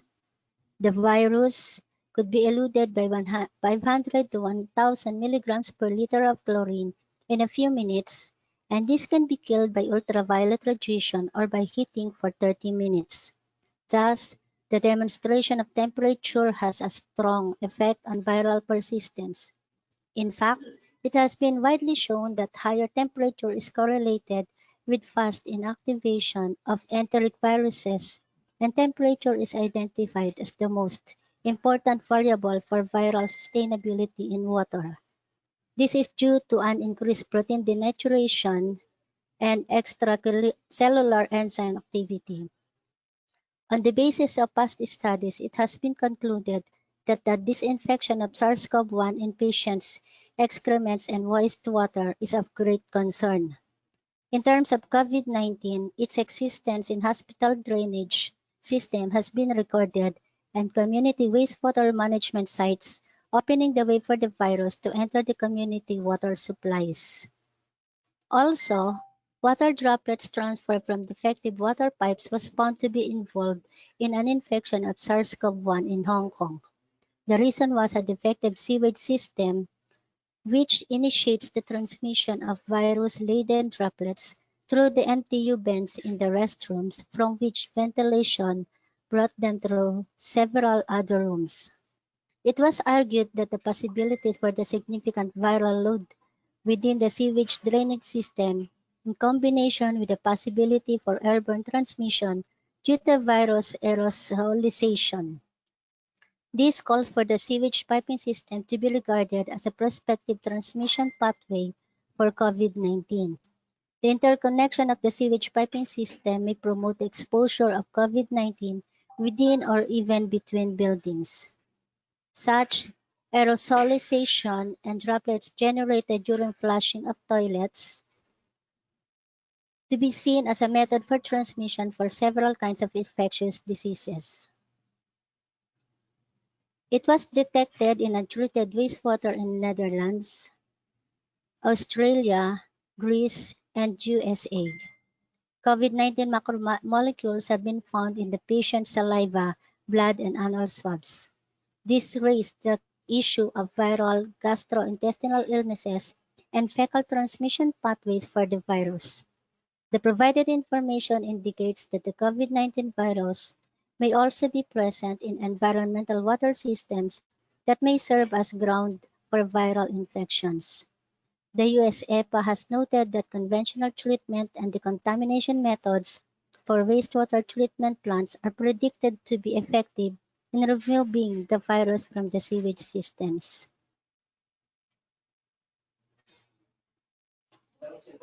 Utilities in European countries such as Poland or Czech Republic have adopted similar decontamination methods. On the other hand, China has decided to raise the chlorine use for sanitation purposes of the wastewater treatment plants to control the spread of COVID-19 via wastewater. In April 23, 2020, the WHO and UNICEF interim guidance on water and wastewater has reassured that 99.9% significant removal of coronavirus was observed in 2 days in primary sewage effluents at 23 degrees Celsius, 2 weeks in pasteurized settled sewage at 25 degrees Celsius, and 4 weeks in reagent-grade water at 25 degrees Celsius. Temperature increase, sunlight, and high or low pH all make it easier to reduce the virus. The same communication was considered that in an excellently designed, very well managed, and centrally controlled wastewater treatment plant, at each stage of the process results in further reduction of the potential risk from the virus. Wastewater treatment plants not optimized in removing the virus should include special attention. Majority of the wastewater treatment plants involve preliminary, primary, and secondary treatment, wherein the effluent is being discharged into the surface bodies of water and sometimes recycled for agricultural irrigation. To conclude, in an integrative point of view, wastewaters can act as transmission routes for the COVID-19 virus. Migration of viruses, pathogen, and wastewater contaminants at different environmental conditions, such as temperature, pH, and humidity, are essential in understanding the fate and hazards posed to the surface, coastal, and groundwaters, as well as the overall geo-environment. Other facts of the COVID-19 pandemic are increased in the demand for water supply and wastewater systems worldwide caused by frequent personal hygiene methods. In this context, the following direction for future research must be studied to enhance the monitoring of water and sewage technology in the event of public health emergencies. To monitor the spread of wastewater pandemics, a low-cost epidemiological detection system is required. The effects of rivers, streams, and coastal waters when disinfectants are pumped into the river sewage pipes of cities performing the water purification during COVID-19 pandemic must be studied. These are my references, and thank you for listening.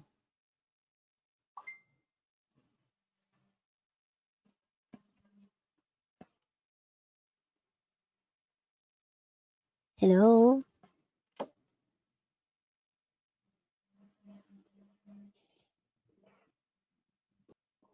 Mr. Mahanti, he has completed. Yes, completed.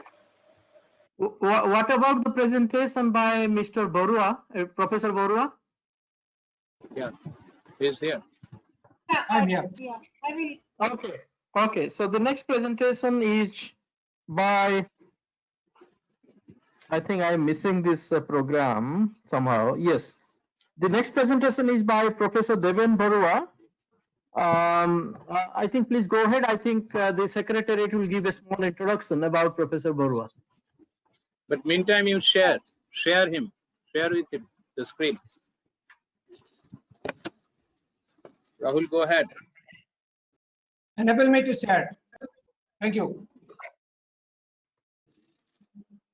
While Rahul is not there. So, yeah, go ahead. Please. Dr. T.C. Borua, Professor and Head of the Department of Energy at Tezpur University, Assam.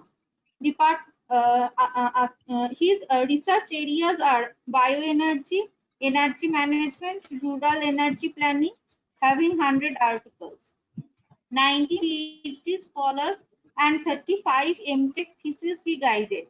He is the principal investigator of 6 ongoing and 8 completed projects.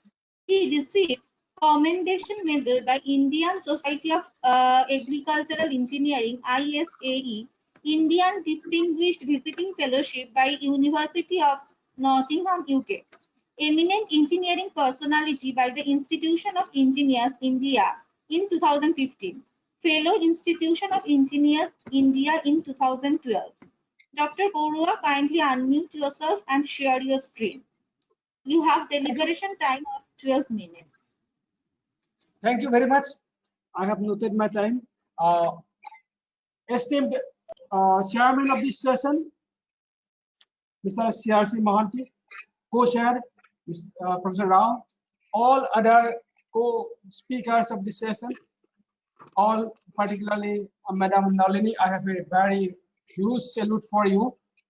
And then also Dr. Andela, whose works or presentation will help me immensely to directly, clearly focus the brief presentations I have prepared along with my colleague, Dr. Sampiti Kataki. She is also here in this room. I am really feel privileged and honored being one of the speakers here in this India-Philippines Connect. In fact, it is an Southeast Asia and India is a lead to connect us, and we have common problems, and this type of connection is very much required as India is looking for. And under the sensing conditions, geopolitical conditions, and obviously this forum will be able to address many issues which we are in common. And I am really in today's presentations, I am really enriched by the speakers. All the speakers have very patiently listened, starting from our own colleague, Professor Sadhan Ghosh, and other presentations, Philippines, then Vietnam, and then India case study in Bengaluru, and then lastly our Anvela's presentation, impressed presentation. Here, what as time was given only, I think 8 to 10 minutes, we are coming directly to focus the water, that is wastewater, which traditionally before COVID considered that recycling recovery is a concept.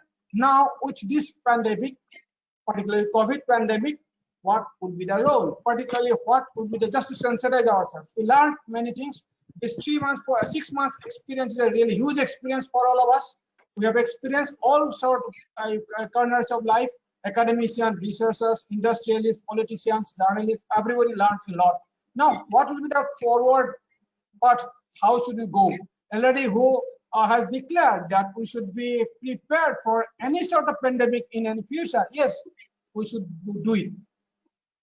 Now, coming to directly this water and the energy environment, what is the concept that we want? It is a connected nexus, and we were thinking of, and with our preparedness before COVID regime, we thought wastewater could be treated to recover energy, reuse it for different purposes, nutrients recovery, particularly nitrogen and phosphorus, which is very much required for crop production, and also for other organic fertilizers. That is also our requirement. However, that is not only that individual countries are giving emphasis, even the bodies, international bodies, where Mr. C.R.C. Mohan is working hard for a long time in this Asian regions, including Japan. And then even the United bodies very much say that it is their emphasis or stress, even or development goal that is being focused till 2030. It was there, but the status is yet that we are not content. We should not be content. We should go a long way. But maybe with this COVID experience, our thinking and strategies should be a bit different. And we'll have to. I am going to highlight those issues. Already Anbela says what will be the differences of strategies, particularly in the research areas concerning this wastewater, and what are the concerns. I think I will specifically address these issues. These are these other things are already we know, including this Paris Convention, Paris Agreement, Climate Change Agreement, how wastewater is being considered, water isn't considered, and very important item. And then energy and resource recovery, that was considered a solution, yet is a solution, but how we'll go with that under these COVID conditions. It was a fundamental theory that we could recover the water that is required, because water is in crisis in many parts of the globe, and without water, no, we cannot say that we will live properly or appropriately. And then yes, energy is again a problem issue, and then if we could recover some part of the energy from this wastewater, that was a bonus and it was required. And along with the energy, some nutrients also was. This theory was conceptualized and also practiced in many countries, or many successful examples are there. Okay, this is there, and there are different routes. Anaerobic digestion, that means if water that is your hydrocarbons, what is available over here, if you can give this methanogenic bacteria a chance, it could convert it into methane. That is energy that is much required. And this anaerobic route, that methane, that wastewater methane could be used for directly heating. Thermal energy is required, even including the kitchen or any other thermal utilities. By replacing the coal, you can address the climate change, as well as we can also think of generating power by this methane. This methane is good methane, source methane, that is renewable methane you could consider. That was this concept was thought, and it is also practiced in many successful utilities, and people thought that we will go with that. And then this is not much required in case of water. I'm not focusing this solid only the wastewater part. There may be some requirement of processes, and these processes were proven and it was done. We may need to do some screening, then primary settler, then biological reactors where this bacteria will work. And we are just should understand that bacteria could work in and for a given nature of the material. Its chemical nature, its physical nature, its biological nature is very important for appropriate functioning of this cluster of bacteria. That we should understand. Now, what happens of this appropriateness before COVID and after COVID? Concerning this wastewater, we should realize, and this is this concern, one of the concerns of this today's presentations. And then this is one, energy recovery. Also, the proven recovery, another is that this wastewater, which is coming from different sources, industrial sources, household sources, it carries many nutrients, and two important nutrients. One is nitrogen, another is the phosphorus. phosphorus is already a concern for many countries because natural phosphorus is coming down, and this is a problem. That if you could recycle, we can address the issue of RRR. Also, we can help the countries who are phosphorus is an issue requirement for this crop. Phosphorus is a very important nutrients required for the crop. So phosphorus recovery from the wastewater stream in terms of the struvite is again a proper process, chemical process, very successful chemical process where renewable ways we can recover or capture the phosphorus which otherwise would have been percolated to the groundwater, polluting it and escaping from this natural route. We could have do it, and this technology we hope successfully in many commercial ventures it is doing, and it would have been practiced in our different Indian conditions or other countries also. However, this chemical, this chemistry also very sensible or very sensitive in terms of the your chemical nature and then other physical natures of the wastewater. Now, after COVID and before COVID, is there any senses of the requirement of the optimal feedstock, that means wastewater, which could affect this recovery of this phosphorus? This is also another concern that we should think of. I'll come to that point. This is the simple chemistry. Time will not permit me, but I think most of us know it, how this you could get it, and how can it benefit it through recovery. This is obvious. I'm not telling it. Again, apart from recovery, this is also very much conclusively evidence that this anaerobic process also works as a pathogen reduction. Already proved that whatever is coming out of this anaerobic reaction process, most of this harmful pathogen bacteria is being killed or destroyed. So pathogen activities are much reduced. That is also one benefit. However, whether under this COVID chemical, what is coming of these systems, whether they will be, this bacteria would be able to kill or harm or prevent this pathogen is also a matter of investigation.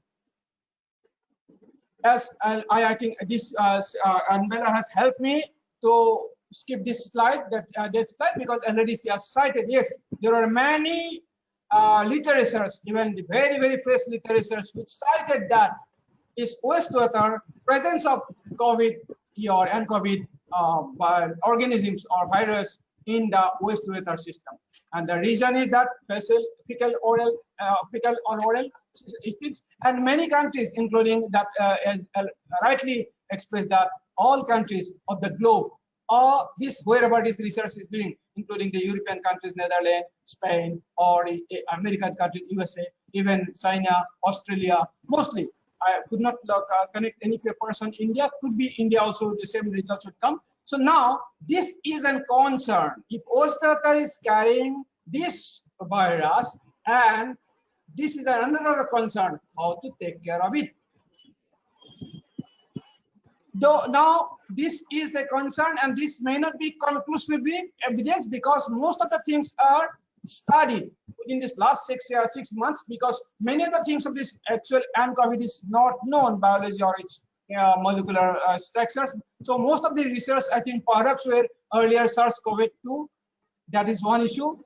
As far as our confidence of this works literature are concerned, then this virus, one is that if infected people, we are sure that there is a possibility of virus, but this COVID is also another people who are asymptotic. Asymptotic persons, or their environmental contact or water or others, how this coming to this environmental, this is also another concept. So this we have already, though we are saying that we have wastewater treatment, but wastewater treatment facility, if we are very honest, are not appropriate, or maybe we need to do much of the things. And with this COVID, the microorganisms that could come, virus that could come, number one. Number two, we are also increasing the use of many soaps or detergent or any sanitization chemicals.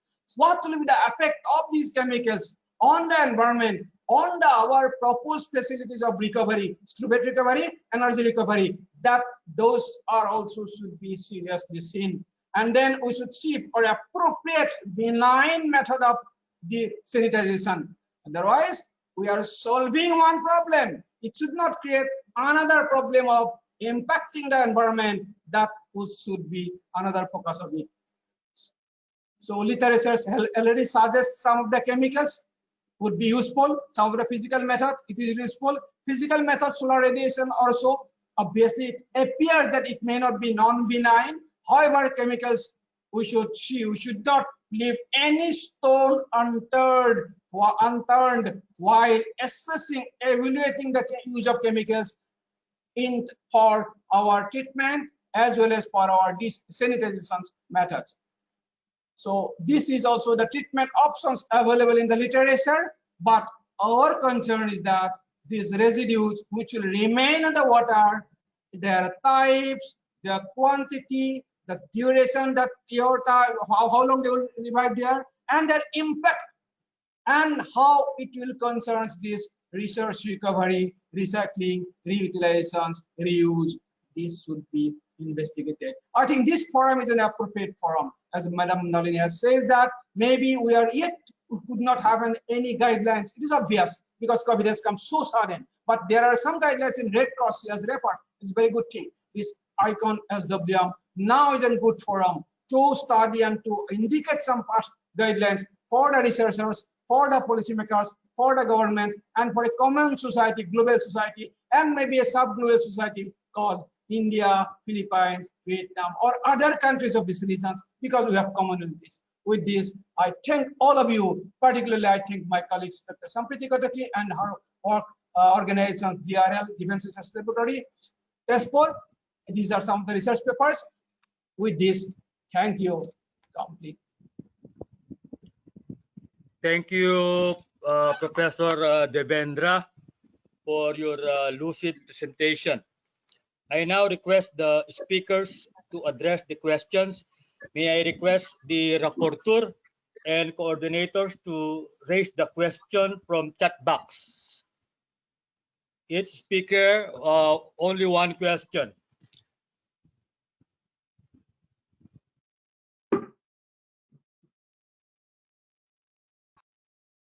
Rutripta, you have the question, no? Rutripta and Payal.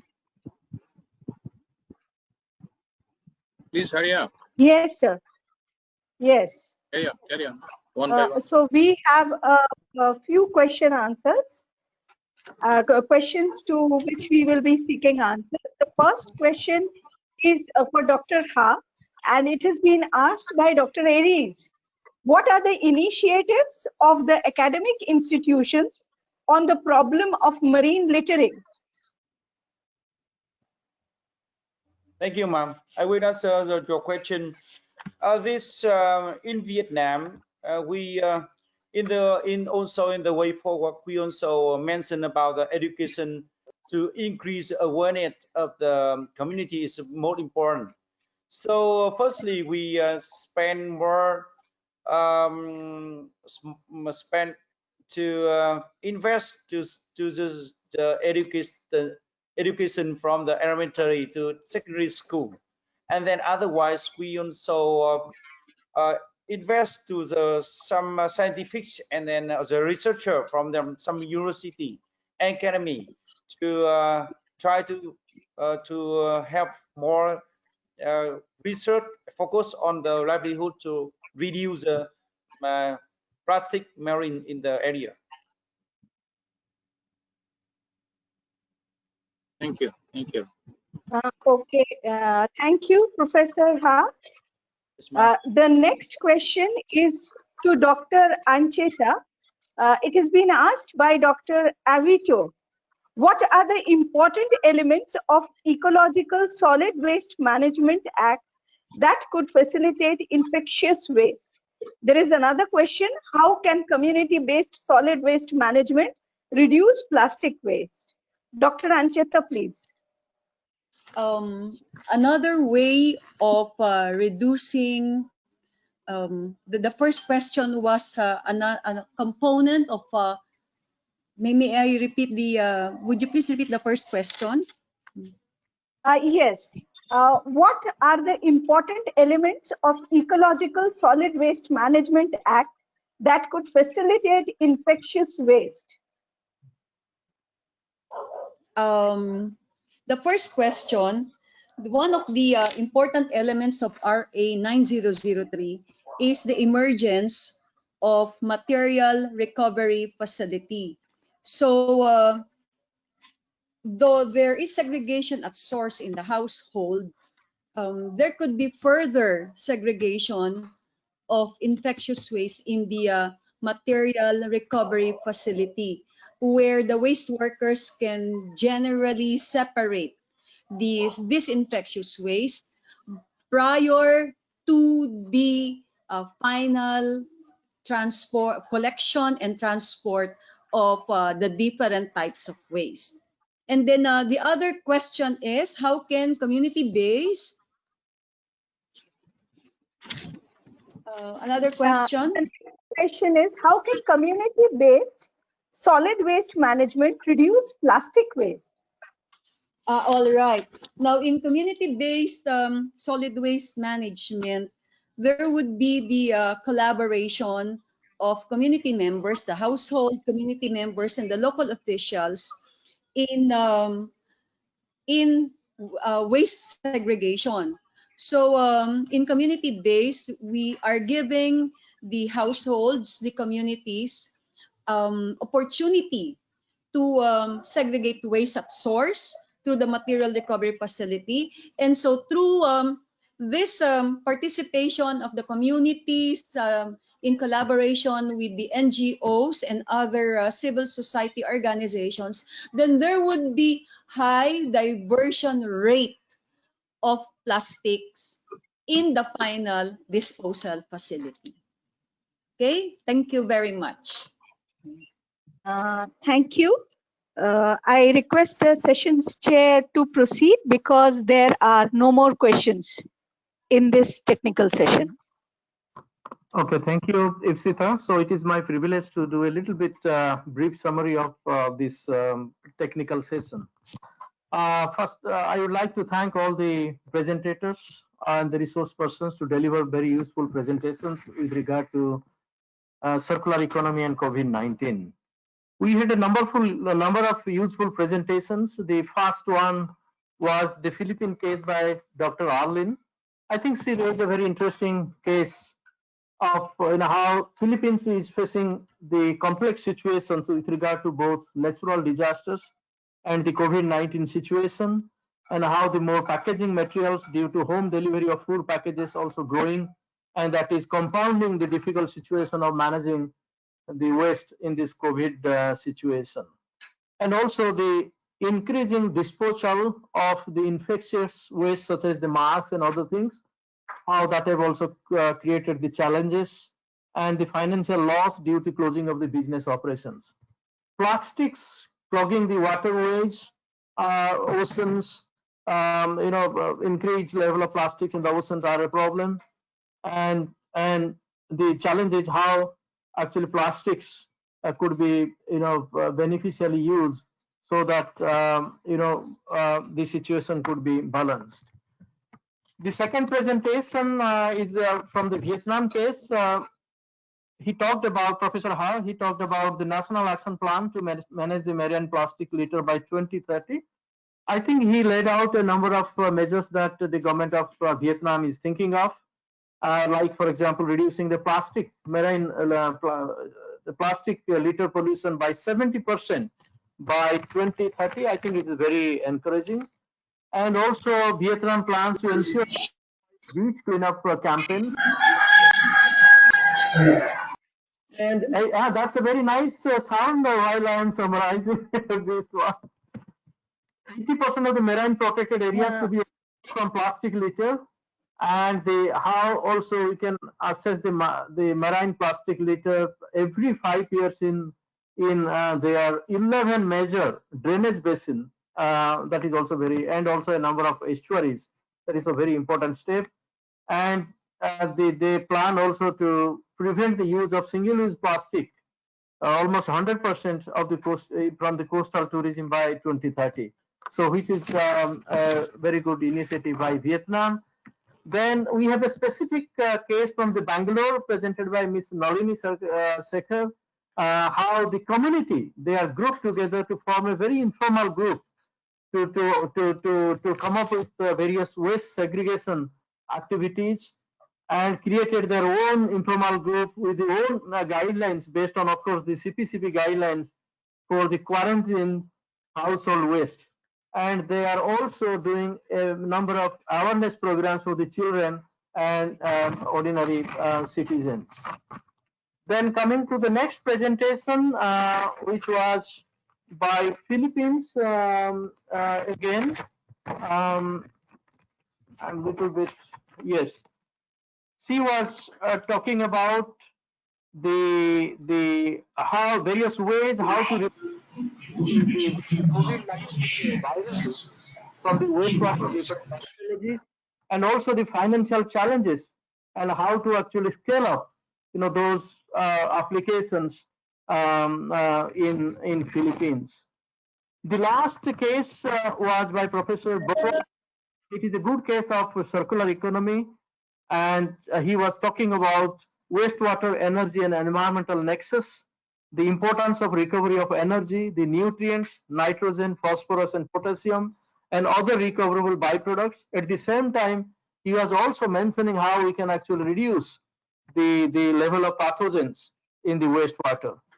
The water recovered from the treated effluents and sludge sludge could be reused for the agricultural applications. That is, I think it's very good. And biogas production through anaerobic digestion, is a case of waste to energy. But my question is, after listening all the presentations, my question is very fundamental questions. Were we really prepared to face COVID-19? Just think of the situation prior to COVID-19. So now the COVID-19 pandemic has emerged. Were we really prepared to face the COVID-19 with our existing 3R or circular economic policies, programs, institutions, including the 3R infrastructure?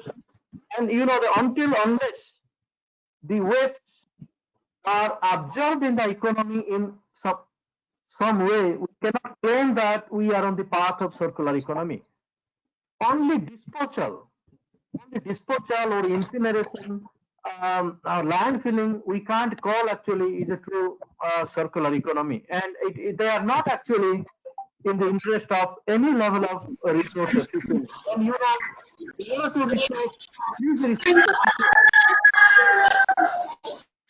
the cities and the countries circular economy, we need the robust 3R infrastructure, the eco-industrial zones, industrial symbiosis, all these wastewater treatment facilities that Professor Barua has all these applications. We have pockets of excellences, whether it is Philippines or India. We have definitely, the best cases or pockets of excellences here and there. So it is a question of the replications all over the country. Otherwise, it will be difficult to achieve a true sense any level of circular economy.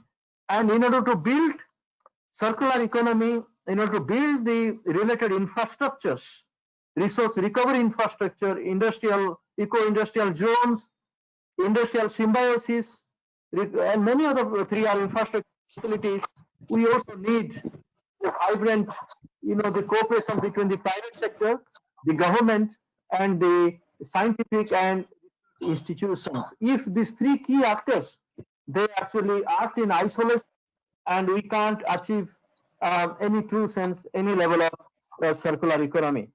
So with this one, I would conclude the session, again thanking Professor Ghosh for taking the leadership in organizing this webinar of Philippines India Connect.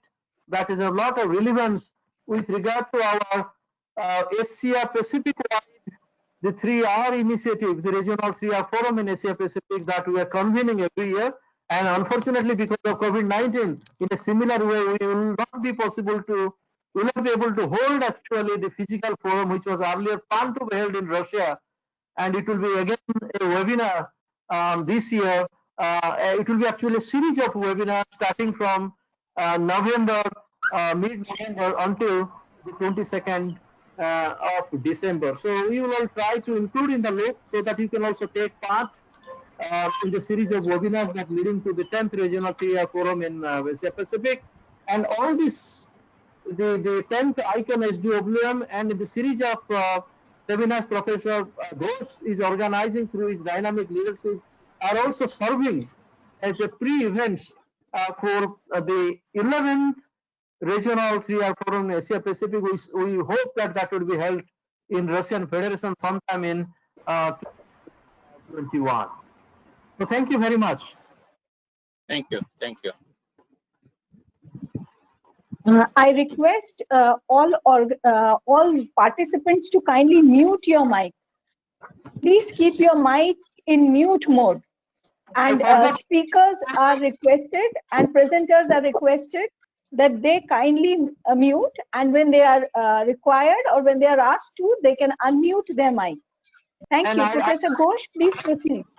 I would just request, I would like to request our co-chair from Philippines, Professor M.I. Figueroa, to give a vote of thanks, Professor. Sincere thanks to the speakers for their valuable speeches and answering the queries of our participants in such an informative manner. Now we will start the panel discussion, and I invite Professor Sadhan to kindly chair the panel discussion. Kindly unmute the microphone and start the session, sir. Very good. Thank you very much.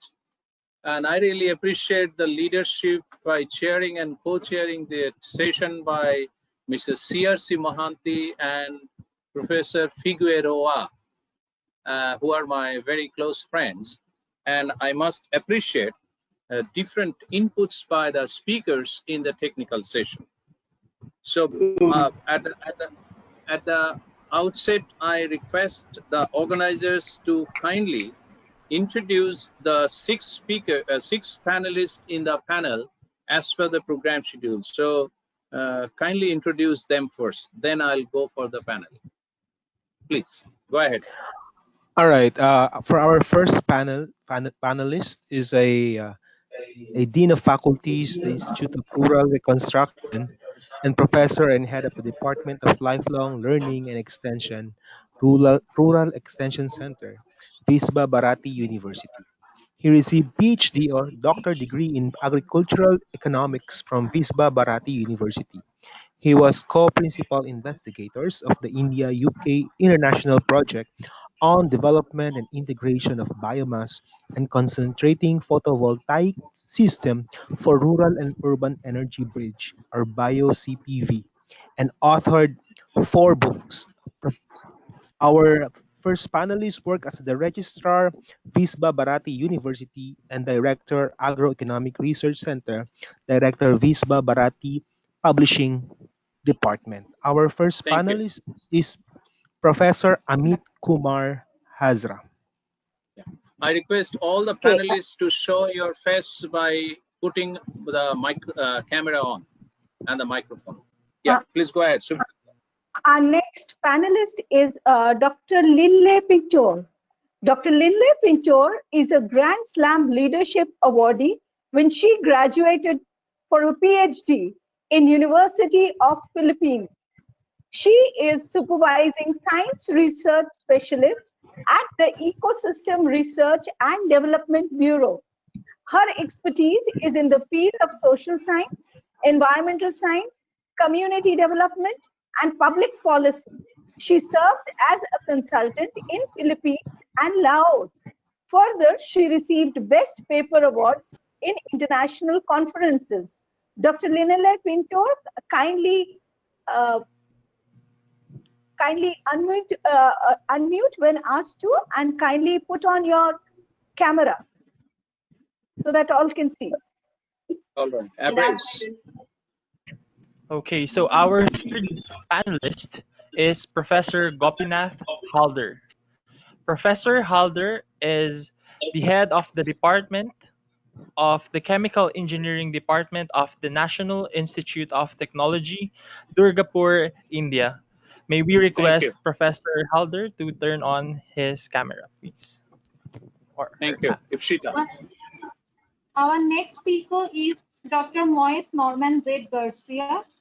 He is an associate professor of natural science unit of the UST College of Science and a research associate of the UST RCSSET.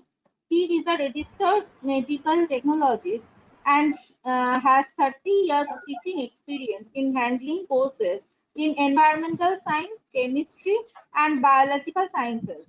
A researcher and has held several administrative positions. Good afternoon to everybody. Next. Yeah. So I will like to invite next panelist, Dr. Shondib Sharkar, Associate Professor of Mechanical Engineering at Jadavpur University. He did graduation from IISc Shibpur, post-graduation from IIT Kanpur, and PhD from IISc Bangalore. His area of expertise is CFD. He has more than 40 proceedings. He has more than 10 years of industrial R&D experience. Thank you. Payal. Thank you. Yes. Our next speaker is Dr. Aris O. He is an assistant professor from the Central Marcos State University of Agriculture. He is a professional forester and holds a doctorate degree in environmental science, minor in silviculture.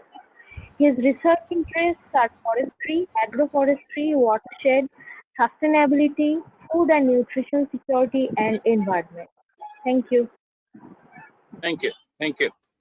So thank you very much for the introduction by the organizers, and I welcome all the panelists in this panel discussion. Our main subject for this panel discussion is the resource circulation and waste management under this pandemic COVID. I have 6 panelists. So each of the panelists, I'll first request to speak for 2 minutes on their own subject with respect to the pandemic COVID situation. So maybe I request first Shondib, he's my colleague, to say something on the industry perspective in post-COVID situation. Take 2 minutes time for this. Please, go ahead. Yeah, so thank you, Professor Ghosh, for giving me this opportunity.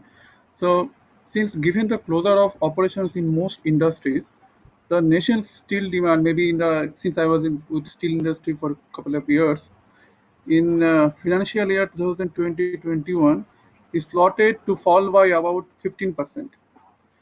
This will lead to oversupply, suppressed prices, and rising inventories once the lockdown is lifted, as per the Indian ratings report.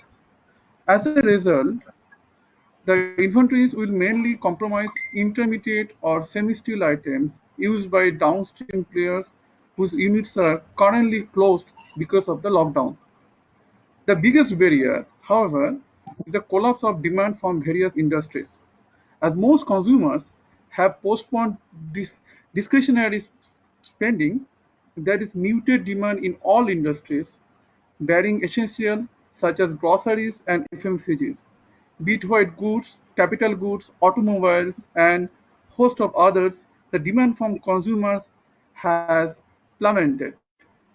Also, the demand bouncing back quickly to the pre-COVID-19 levels is unlikely soon, as many vehicles have laid off workers, many verticals have laid off workers, placed some on furlough or announced salary cuts. The overall consumer sentiment is against any spending except on essentials. Considering that COVID-19 is expected to stay on a seasonal flu, the prospects of an economic bounce back will be tempered accordingly. Consequently, individual and institutional spending are bound to remain lackluster for a year or so at least. So under such circumstances, it is up to the government to boost our infrastructure investments across the country. So this can become a key driver for maybe India's or maybe in the world eventual economic recovery. Such infrastructural projects need to be fast-tracked, or the steel sector, maybe in the other industrial sector, to stabilize operations after the demand slump? Thank you. Thank you. Thank you. Now I like to go to Linley, because Linley is a very effective and dynamic researcher in Philippines. She is mainly working on climate and water. So I request Linley to please tell us something about the interaction between your area of research and the COVID-19. What are the problems and cropped up during this stage? The problems in the Philippines is the accumulation of toxic and hazardous waste because of the PPEs, the surgical masks that we use nowadays. Considering that there is a high, there are many cases in our country, although we are starting to flatten the curve. So there are efforts, interagency efforts in order to reduce the accumulation of this waste, and how to there are IEC activities also to train the community, the hospitals, and other sectors on how to deal with this toxic and hazardous waste. I also have upcoming publications on a circular economy from different perspectives, from the biomass together with Dr. Alice, and also from the urban waste management together with Dr. Arlen Ancheta, and also our circular economy book with Dr. Bosch, which is will be published hopefully this. Thank you. Thank you. You know, Professor Amit Hazra, he's from a different type of university, which university was set up by our Nobel laureate Rabindranath Tagore. So in that way, he is working mainly with the agriculture and also the rural sector. I request Professor Hazra, what are the impact of COVID-19 on this rural sector, as you have seen mainly in the Shantiniketan? Thank you, Professor Ghosh, for making me participative in this great ICON seminar. Yeah, this university actually from the beginning working with surrounding villages, and my institute and department specially entrusted to take over the responsibility of holistic livelihood development of the villagers, rural people surrounding the university. Presently, we are working with 100 adopted villages covering 2.5 million people.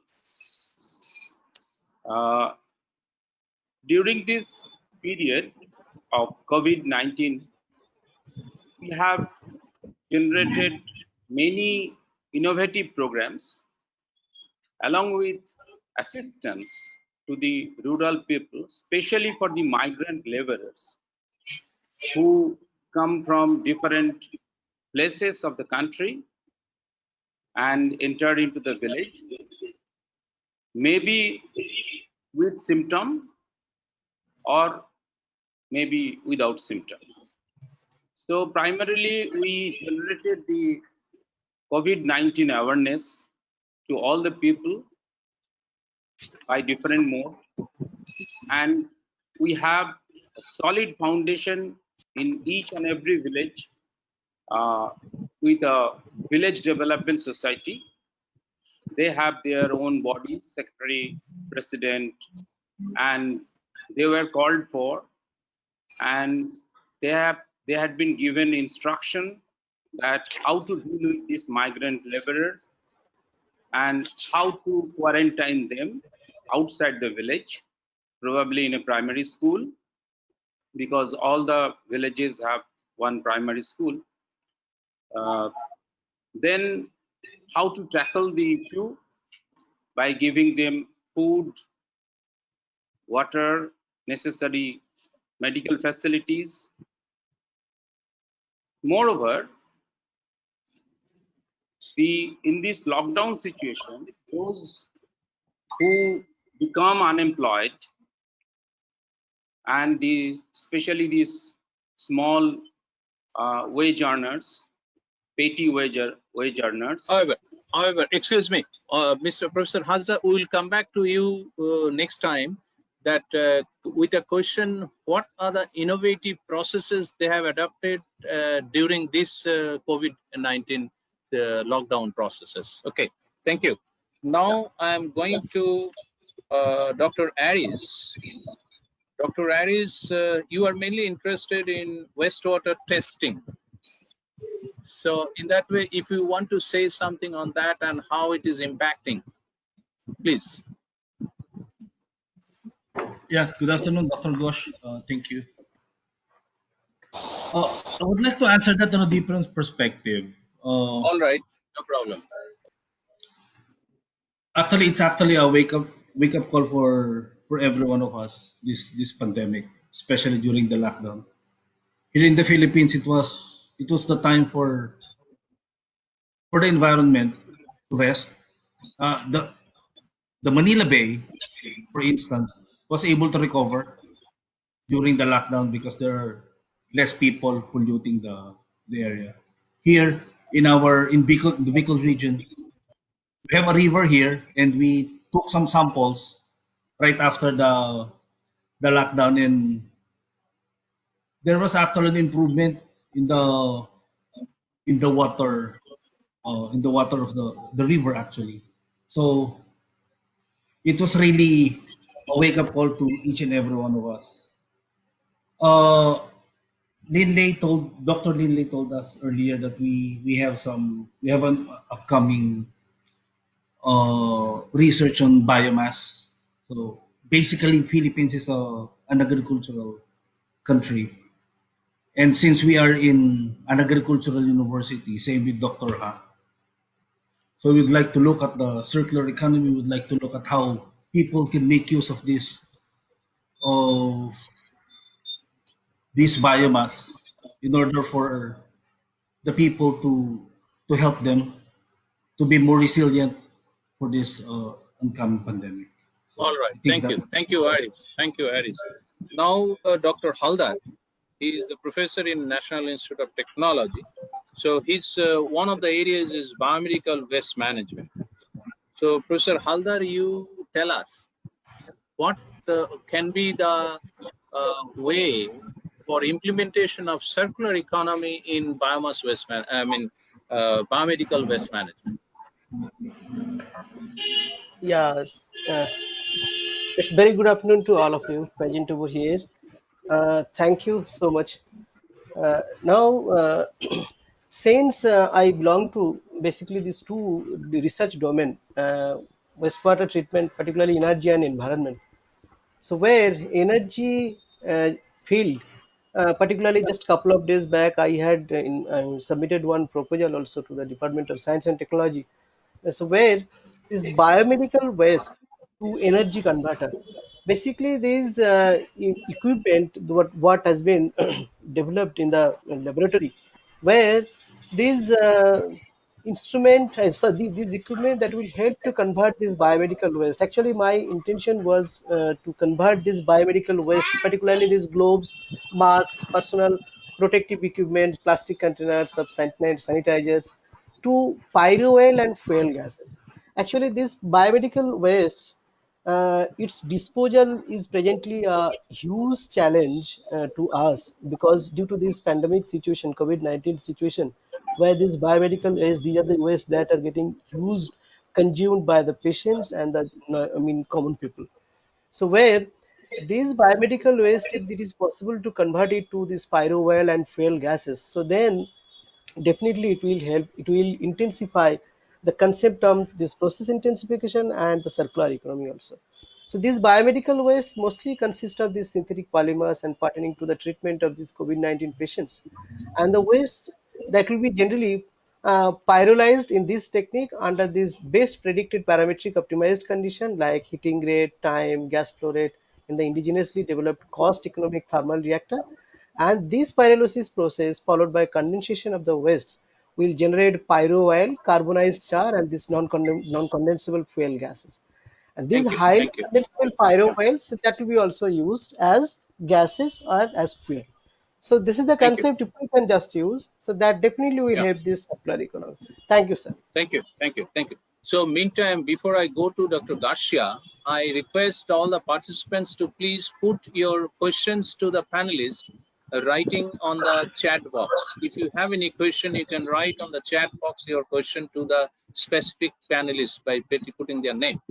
So I like to ask Garcia, what do you feel in your area of research, how the pandemic condition is impacting with respect to the circular economy implementation is concerned? Based on my research, this is the present research that we are conducting. And then the team leader is Dr. Ancheta. So we are now conducting actually the plastic materials flow along Manila Bay. And then we have to gather data from the 5 communities that surrounds Manila Bay. So it is more of a the principle in chemistry, which is the law of conservation of mass. So we measure how many plastic material would enter the community, including the face mask, because face mask is made up of polypropylene. So this face mask and then other plastic materials, we have to measure it by weight or approximate it, and then how will it be distributed within the community, and how much will be thrown into the dump site, and how much will be going to the Manila Bay. So we can easily actually approximate how much plastics would go to the Manila Bay. By the way, this is in the project that we have to that we are with a collaboration with USAID and EcoWaste, an NGO in the Philippines, and we are being helped or assisted by Dr. Jenna Jambek of the University of Georgia. So this is how we conduct the research in relation to a circular economy in the post-COVID era, meaning to say this has to be finished by December and we have to present in January. Okay, so that's our Thank you. contribution to the post-COVID era. Thank you. Thank you. Before I proceed, I like to ask the panelists and the organizers that our time was up to 3:30. And 17 hours in Manila and 3:30 in India. So as we have not much of time, so we can go up to 6 o'clock in 5:30 p.m. in Philippines and 3:30 p.m. in India. Is that okay for the panelists and organizer? Okay. Okay, so Okay, All right. yes. No All problem. right. Thank you. Thank you. Thank you. So now we have seen that the COVID-19 has impacted all the areas because our panelists are from different areas of research and activities. So in that way, the first thing, this is for a question for all, or at least who are interested. Look, in industry, there are some areas where we have seen the cost reduction and consumption reduction. So one of the cost reduction is seen in IT industries and consumption reduction in most of the industries, but that is not always in the right direction. So would you like to highlight something with respect to the behavioral change, work pattern change in IT industries, both in India and Philippines? I'll go first to Shondib. I'll request you, please don't take much time because our time is very short. Shondib, Professor Shondib Sharkar.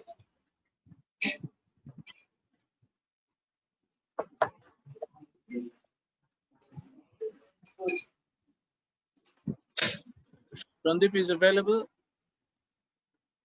Okay, let us go to any other panelist who are here who is interested to speak on that. IT sector, how they are reducing the cost and reducing the efforts, getting the maximum benefit out of it. Darshya, want to say something? Okay, I would like to impart some knowledge about the attitude and behavior of the citizens regarding the disposal of not only the IT sector but also No, in I'm not interested now on the disposal behavior. I'm very much Okay. interested on the So this is Professor industry Halla. Can pattern, I speak like something? how they're okay, reduced. okay. Please. Yeah, this is Professor Halla. Can I speak something in regard to this issue? Sure.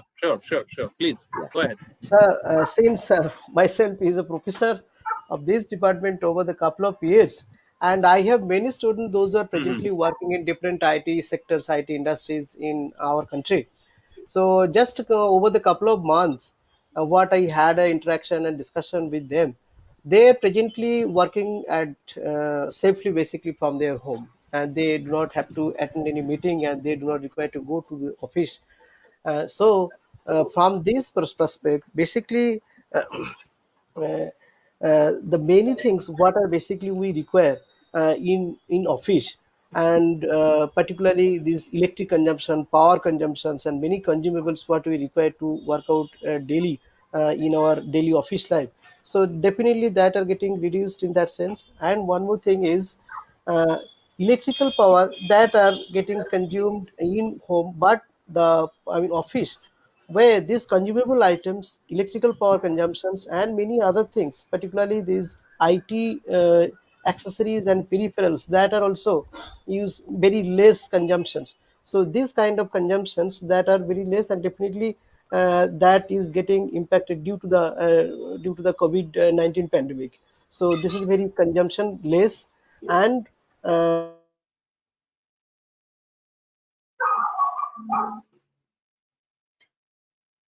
Sure, we can't hear you. There is some problem. However, the point which was raised has been addressed by Dr. Haldar. What is the situation in Philippines? Anybody is interested to answer this? Because you know, in the IT sector, we have seen a big crash in the cost because the cost of infrastructure has been reduced to a greatest level. Because you know that India is one of the famous countries with respect to the IT activities are concerned. So many big industries who had 12,000, 15,000 people and having big infrastructure, building and other things, they are reducing to 30 to 40% infrastructure. On the other hand, they don't have any problem in executing any activities. So this is also one of the very important issue with respect to the COVID situation, that a number of industries are reducing the cost without reducing the productivity. With respect to the other, like say biomass and bio processes in and also the water contamination, because most of the Filipino friends who are here as a panelist, they are working with water treatment and other things and related areas. So what do you think that pandemic COVID, what is the impact on water use and wastewater treatment? Anybody? You know that water recycling is another issue with respect to the circular economy is concerned. So what way the government in Philippines are imposing on the water recirculation in the industries? Linley, can you respond to this question? I do not work in the industry, so I'm not very familiar with that. Maybe we have one participant here coming from one of our research center from the toxic and hazardous waste. Mr. Giselle Gutesano, are you still around? Maybe he can share. He's one of our researchers from are you still around? She's there. I saw his name a while ago. If you are there, please share your experience. What is carried out? I mean, any rule from the government to go for water recirculation in industries or in other areas? Or Wensi, have you touched that in your ano?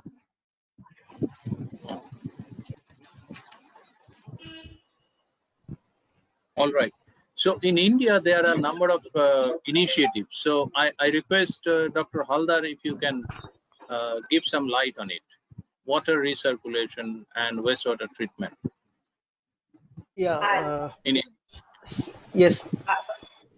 Excuse me, Dr. Bosch. I remember that the authors of wastewater in circular economy circular economy are both here. That's Matis Incon, Breeze, and also Forster Wensi Hindural. Maybe they can shed light with regard here. Anybody is here presenting? Anybody is here present? The two of them are. Yes, sir. Just check it. Just check it. Yeah, please go ahead. All right. In our country, sir, we do on water resources, sir, we have the comprehensive water resource assessment by river basin, which aim to have an updated data and information on the available water in the river basin. And also, we have other initiatives of the agency in the Philippines, which include foreign assistance projects, such as establishment of integrated 3D GIS-based water resource information systems in some provinces in the Luzon area or the northern part of the Philippines. We also have some um, uh, the IEC campaign report development and implementation of national roadmap for water security. Along the way, such roadmap would undergo another revision since we have this impact of future impact of the COVID-19 and climate change variability to address water crisis. Nevertheless, such initiatives will provide a clearer framework which could proceed to a better water resource management and regulation. So we have in our country, we have the National Water Resource Board as being the national focal agency on water resources management. And but and they are making such an effort to link those initiatives to our circular economy yet, particularly on water harvesting and and with that sustainable ways of um, using our water resources. Thank you. Thank you. Yeah, Dr. Haldar. Meantime, Sir, 1 minute, just 1 minute, Haldar. I request Linley, because Linley possibly has got some question from the chat box for the panelists. So I request Linley to take those questions from the chat box if you see, and we can discuss on those questions. Linley, please just check whether chat box any question for you or any other comes, and we can take up that. Okay. Yeah. For Dr. Arlen Ancheta. The question is for Dr. Arlen Ancheta. How can e-commerce? Excuse me. This panel discussion is only for the panelists to take up the question. So Ancheta can question you, but not the other way around. Technical session is over. But if you have one question to Ancheta, you can take up. Okay. Before that, we'll go to Dr. Haldar. Please. Sir, now can I speak something? Yeah, please. Actually, I am facing little network connectivity problem here. This is, I mean, poor network connectivity presently. Anyway, sir, is it Some other, audible? Can you hear me, please? we can hear. Okay. Sir, regarding this post-COVID-19 water treatment policy, sir, there are many processes by which this eradication of the contaminants from water is possible, and it has been possible by the several researchers and several processes. But the disposal is a very big challenge. So now this post-COVID-19 situation where the many contaminants what we can get basically from this nursing home, from I mean hospitals, medical units, and the pharmaceutical outlets, and that contaminants that can be also mixed with this water through the patient. So this water, so that can be highly treated by this integrated methods. So there are many processes, but this adsorption process, this is really a promising processes, and if it is integrated with the microbial remediation, so this process, it has already been pointed out by Professor I mean Professor from Tezpur University. So this method, if it is possible to be integrated, so then highly uh, this can be the possible way to highly remove these contaminants from the wastewater, and this integral way that will be also cheap as compared to the other conventional processes. So that is a very safest and cost economic approach to eradicate the contaminants from wastewater after post COVID, because this is a very big challenge to all of us. Thank you, sir. Yeah. Thank you. And one more important thing in India, all the industries who are taking a lot of water, I mean, water consuming industries, they are given the stricture by the government that all the water they are taking for the processes, that should be recycled. And most of our power plant, mainly the thermal power plant, those are all zero discharge plants. I'm quite sure that in Philippines also there are a number of examples of these zero discharge plants throughout the country. Yeah. Let us go to Ancheta. What is the question, Linley? Anybody else? Anybody wants to say something? The question is for yeah, Linley. Okay, for Dr. Ancheta. How can Yes. e-commerce help reduce plastic waste? E-commerce is involved in, can you hear me? Yes. E-commerce is involved in, e-commerce is very important now because of this delivery of goods and services, door-to-door delivery goods and services. However, we notice that these goods being delivered by these industries like Lazada or Shopee are covered with several layers of plastic, though definitely they want to protect their goods to be in good shape when the good reaches the consumer. However, I think they have to be innovative and creative enough not to really cover it with the plastic, some kind of probably they can make use of reusable materials to cover their delivered goods so as to reduce plastic generation. I think that's the answer to that question. Any specific example of what is happening? Like in my case, like in my case, I'm used to door-to-door delivery, but I noticed that aside from the usual package, the usual package, there are still layers of plastic that wrap the good delivered.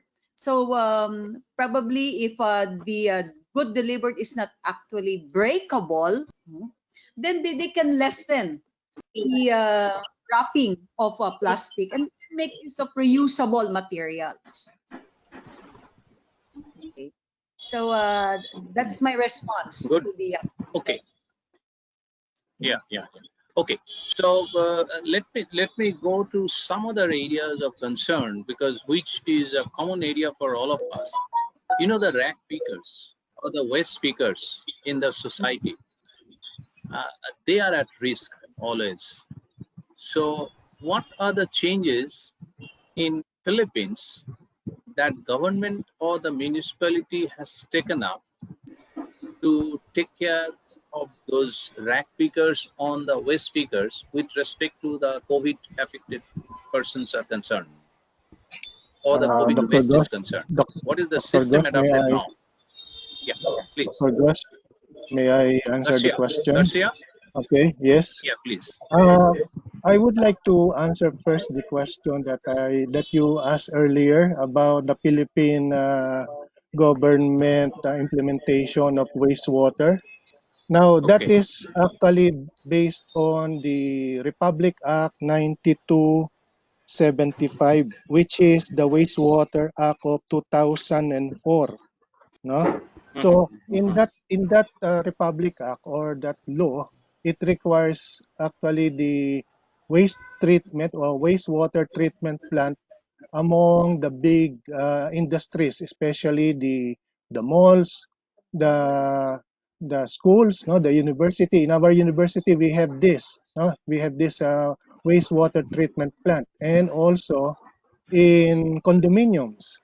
So that will be actually the solution to the problem of having this wastewater, or that is contaminated water, to be recycled and be disposed into bodies of water that is already clean. Now, regarding the government's implementation of how to take care of the waste pickers, actually there is still none, no, as far as I know, but they are actually telling media, they are actually propagating in media that before you pick the waste, it has to be 3 days after that you have thrown it into the waste can, because the virus, the SARS-CoV-2 virus, cannot anymore be viable after 3 days. If it is in 72 your hours. garbage can, yes, it's in the garbage can. So after 3 days, it's already safe to hold the waste in your household. Okay, that's far as I know. No. Okay. Thank you. Thank you. Thank you. Okay. Okay. So now let us go to the previous question, that what are the role of government with respect to the involvement of rack pickers is concerned in this pandemic? May I answer it? I can use Is the there? model. This is Who? Arlen and All right. Please go ahead. this is regarding the role of the waste pickers, also protecting those waste pickers. Um, we I mentioned a while ago that the zero waste practices is that zero waste is being practiced in the city of San Fernando. Now, in this city, what the local government did, what the city government did, was to institutionalize the work, institutionalize the work or the job of the waste pickers, scavengers, from informal waste pickers, scavengers to formalize. They formalize it, and they were these waste pickers were now the official waste pickers of the community in a decentralized form of waste collection. So in a way, the institutionalization of waste pickers is being would pave the way for the protection of these waste workers. No, so they will be protected by the local government. Mhm. So that's my my response to the role of the government. So I am looking at the local government, because not all of the local governments are institutionalizing the waste. Mhm. That's good. That's good. Okay. So now I believe that Professor Hazra is there. Professor Amit Hazra. Yes. Yeah. Kindly let us know what are the innovative process during this time the villages adopted, and also for the people who are the migrant laborers. Yeah. So first thing is Some of the that examples, because yeah.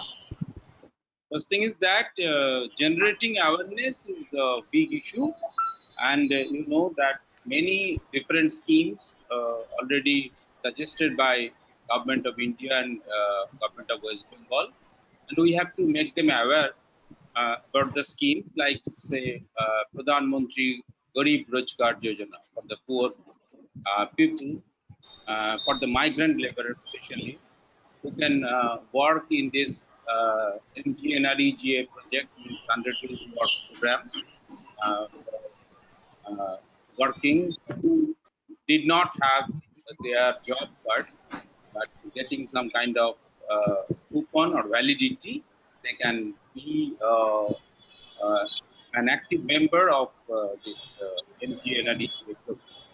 Like this, many programs are there for them, like the ration system and others. So we have to make them aware that how they can access this thing, and in as we are giving different kind of training, so they have been shifted to present day situation needed It's already 6 o'clock in the Philippines. training, like say those who were before weaving and tailoring, they shifted to making masks, and those who are in the leather craft, they are now entrusted to make this sanitizer and other things. And we have given them a training on e-commerce, how to get order online and how to make payment. So these were new. These are all new to them, and but after listening all the lectures, speeches from the speakers, uh, I just want to remind all of you that what challenges we are facing in rural areas, and we should address uh, in our big projects in coming future. That want to mention just 4 points. One is they do not have the awareness to identify whether it is waste or not. So this is one identification problem. Second thing is, even identified, their careless attitude about waste disposal, so lacking commitment and containment. And number three is, while disposing at anywhere, at any time, always just right by their house, avoiding common hat or dustbin, and uh, and is like to take responsibility of ownership after discarding it. So this is a kind of ownership problem, that this waste is meant for me or disposed by me. Four is, do not know or have any desire to segregate the waste and mix up all categories of waste without discrimination. This is called non-segregation. And if you add the first letter of all these, identification, commitment and containment, ownership problem, non-segregation, it becomes ICON, ICON. Thank you. Thank you. Thank you. In fact, we are just at the end of this panel discussion. So some of the points which came out from this discussion is, one is there are number of initiatives for recirculation of water. A number of industries, specifically in IT industries, there are cost savings process during this COVID pandemic, which is not against the productivity, Third is, in each of the countries, specifically in India, the villagers and also a group of people who are poor, they are now involved in evolving different products out of the that which we call recycled products out of different waste materials, which is a sign of the circular economy implementation within the society. And of course, we have to come out of this problem of COVID-19. But on the other hand, we have to change our behavior pattern, taking the help of this COVID-19 situation, because already our behavior pattern as well as the consumption pattern has changed a lot. So in that way, that we should take forward effectively and with rationalization, that how we can take care with the sustainable development in each of the countries throughout the world. So with this, I like to request each of the panelists for their very active participation and sharing their knowledge and thought processes. And I think that there may be some more questions from the chat box from different participants. So if there are any, we'll send all those to the panelists so that they can communicate in email. And with this, I once again thank all the panelists, the organizers, and the participants for participation in this panel discussion as well as the program. So now the last part is concluding. Some comments are there. So there are some announcements which will be made by Linley Pinter. You know that this ISWMAW has taken a number of initiatives. One of the initiatives is IconSWM India, connecting other countries. And our next program is on 18th with Vietnam. And our bigger program will be in the Asia Pacific countries, ISWMAW and UNCRD, with many other collaborating partners. You can be also the collaborating partners. You can request for them. That will be held tentatively on 30th of the September. So we'll let you know the detail of this. And with this, I once again thank all the people, the UNCRD and other supporting organizations. Now I hand over the microphone to Dr. Linley Pinter for announcement of some of the programs. Linley. Thank you, Prof. Bosch. I would like to thank the ISWMAW for giving the platform to organize this webinar on a contemporary issue. I thank all the collaborating organizations, particularly the CitySwap. Thank you, Dr. Naperi, for your support. From ERDB, from FMB, UST, Bulacan State University, and all collaborating organizations in India. I just like to have a few announcements because this coming December 2 to 4, there will be an international conference on sustainable wastewater management towards circular economy. That's why I would like to invite all researchers, officials, experts, and scholars to submit articles. This will be held in Kolkata, India, and the submission of article is due on October 30, of which the details is available at www.ismaw.com. We cordially invite you as well to submit articles for the book COVID-19 Compendium for Countermeasures to be published soon. The certificates will be available at the link that has been shown at the chat box in alphabetical order. At this point, I hope you enjoy the webinar. Thank you, Dr. Gosh and your team. Thank you, Dr. Mohanty from Japan, Dr. Ha from Vietnam, and also my friends from Nepal, and for all the participants from the Philippines. Mabuhay. Thank you. Thank you. Thank you. Yeah, there are a number of participants from different countries. Like I have seen from Nepal, from UK, from Japan, from Nigeria, from I can't remember. There are very few. So I request now the Payal or Sutripta who is available to tell us about the certificate of participation, where it will be available, and then hand it over to Mr. Mahanti for concluding remarks. Please. Thank you, Professor Ghosh. The certificates will be available from 18th September at our website www.iswmaw.com.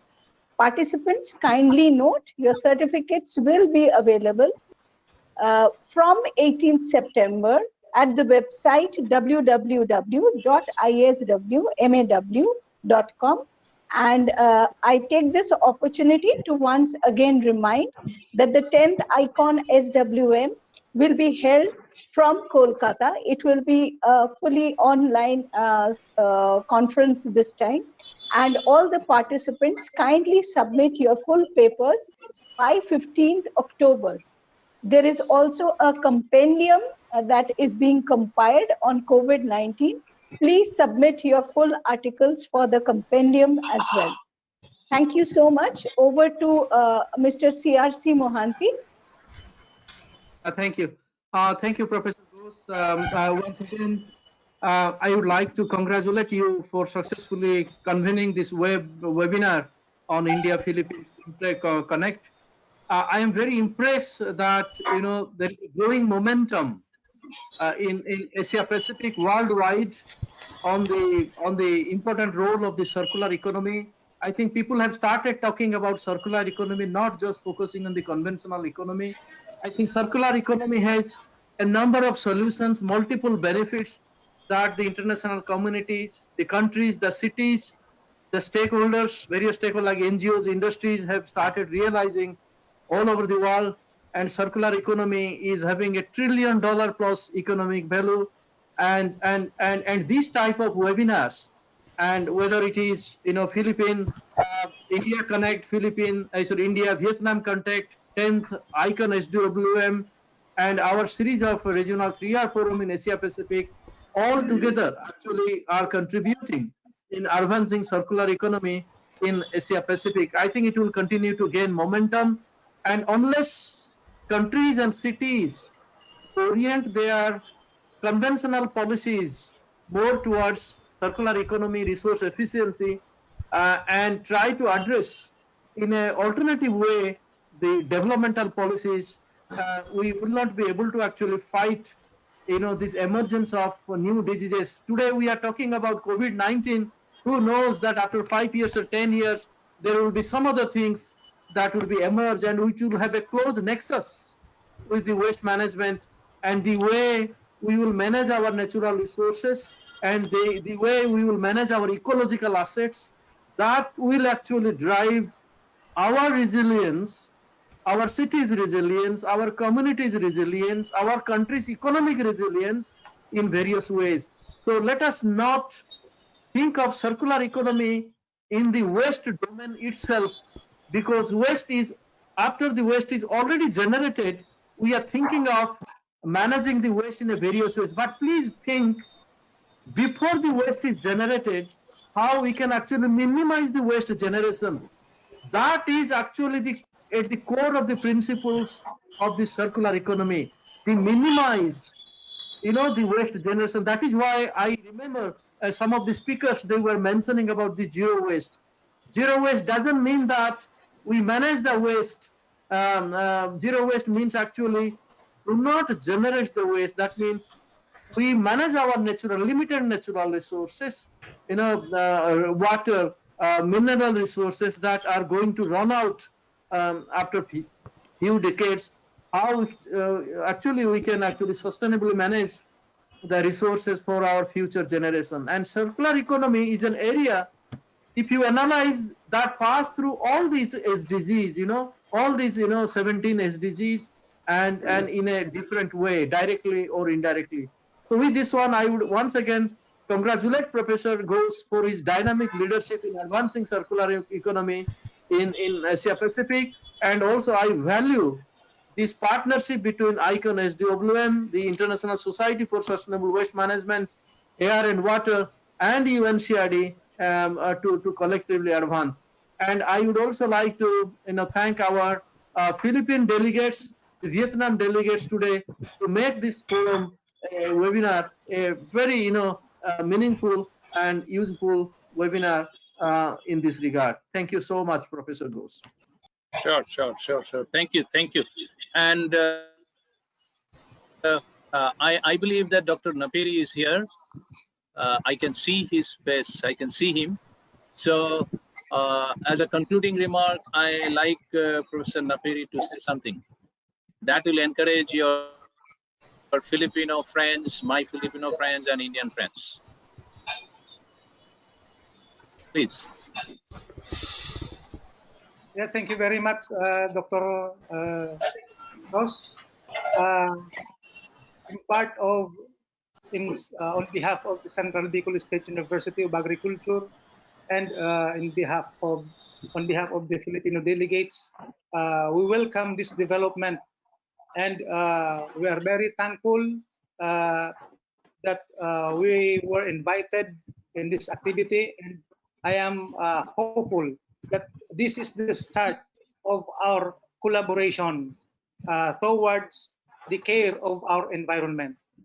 In CBQA, we wanted to be a green university of global standard. That's why we give premium in developing and protecting our environment. So with this, I hope that we will continue this kind of activity, and we will also promise that we will support whatever activities and projects of the society of ISWMAW, because this is not only a concern of an individual person, but this is a collaborative effort, not only here in the Philippines, but we have to indulge with other experts and other countries in order for us to resolve the big problem, which is waste and pollutions, because the pollutions is the #1 problem that we need to address for the future generations. If we will not address this problem right now, and who will be addressing this concern? So being part of the academic community, we are very much indulged in protecting our environment. So again, I would like to convey my sincerest thanks for giving us this opportunity to be with you in this activity, and we will accept also whatever challenge that we will be part of in order for us to be partners in the future in environmental protections and waste management. Again, thank you so much. Thank you, and see you on December 2 and 4. Thank you. Dr. Figueroa is there. Figueroa and Professor Amit Chattopadhyay from UK. Where is Figueroa? He has already gone for dinner, I believe. Okay. Yeah, I can see Professor Barua.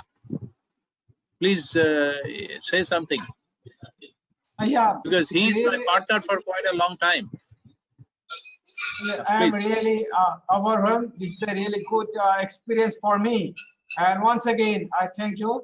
I have no other words at this moment. Really, I am enriched, and these collaborations will definitely help a region to overcome the whole crisis. Crisis will face, and if we come together, there is a good chance.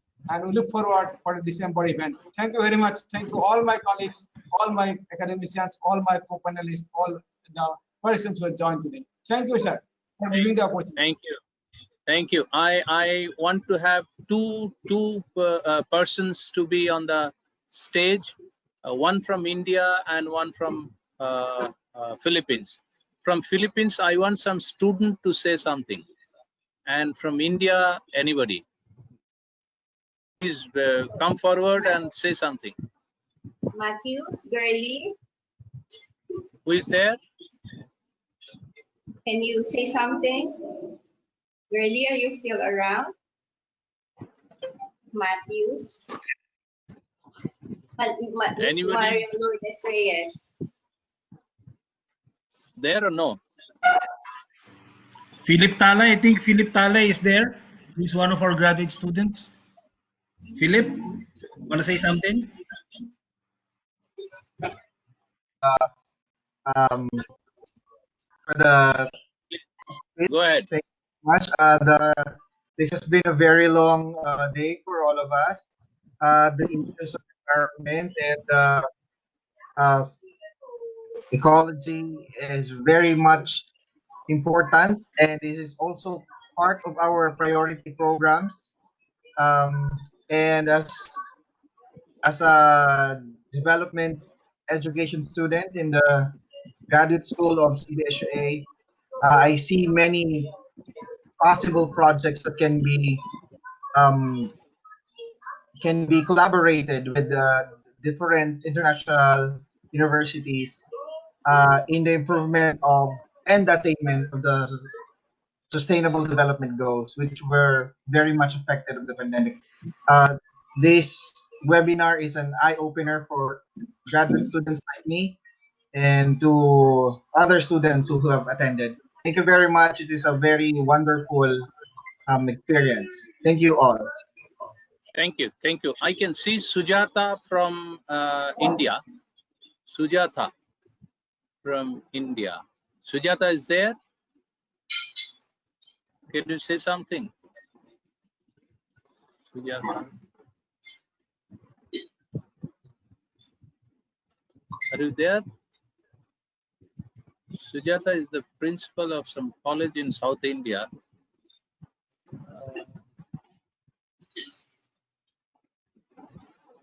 Okay. So, My friend from Nepal, are you still around, Rajiv? very good. Where is she? Where is he? Nepal? From Nepal? From Nepal, yeah. Are you still around? Yeah. Can you say something?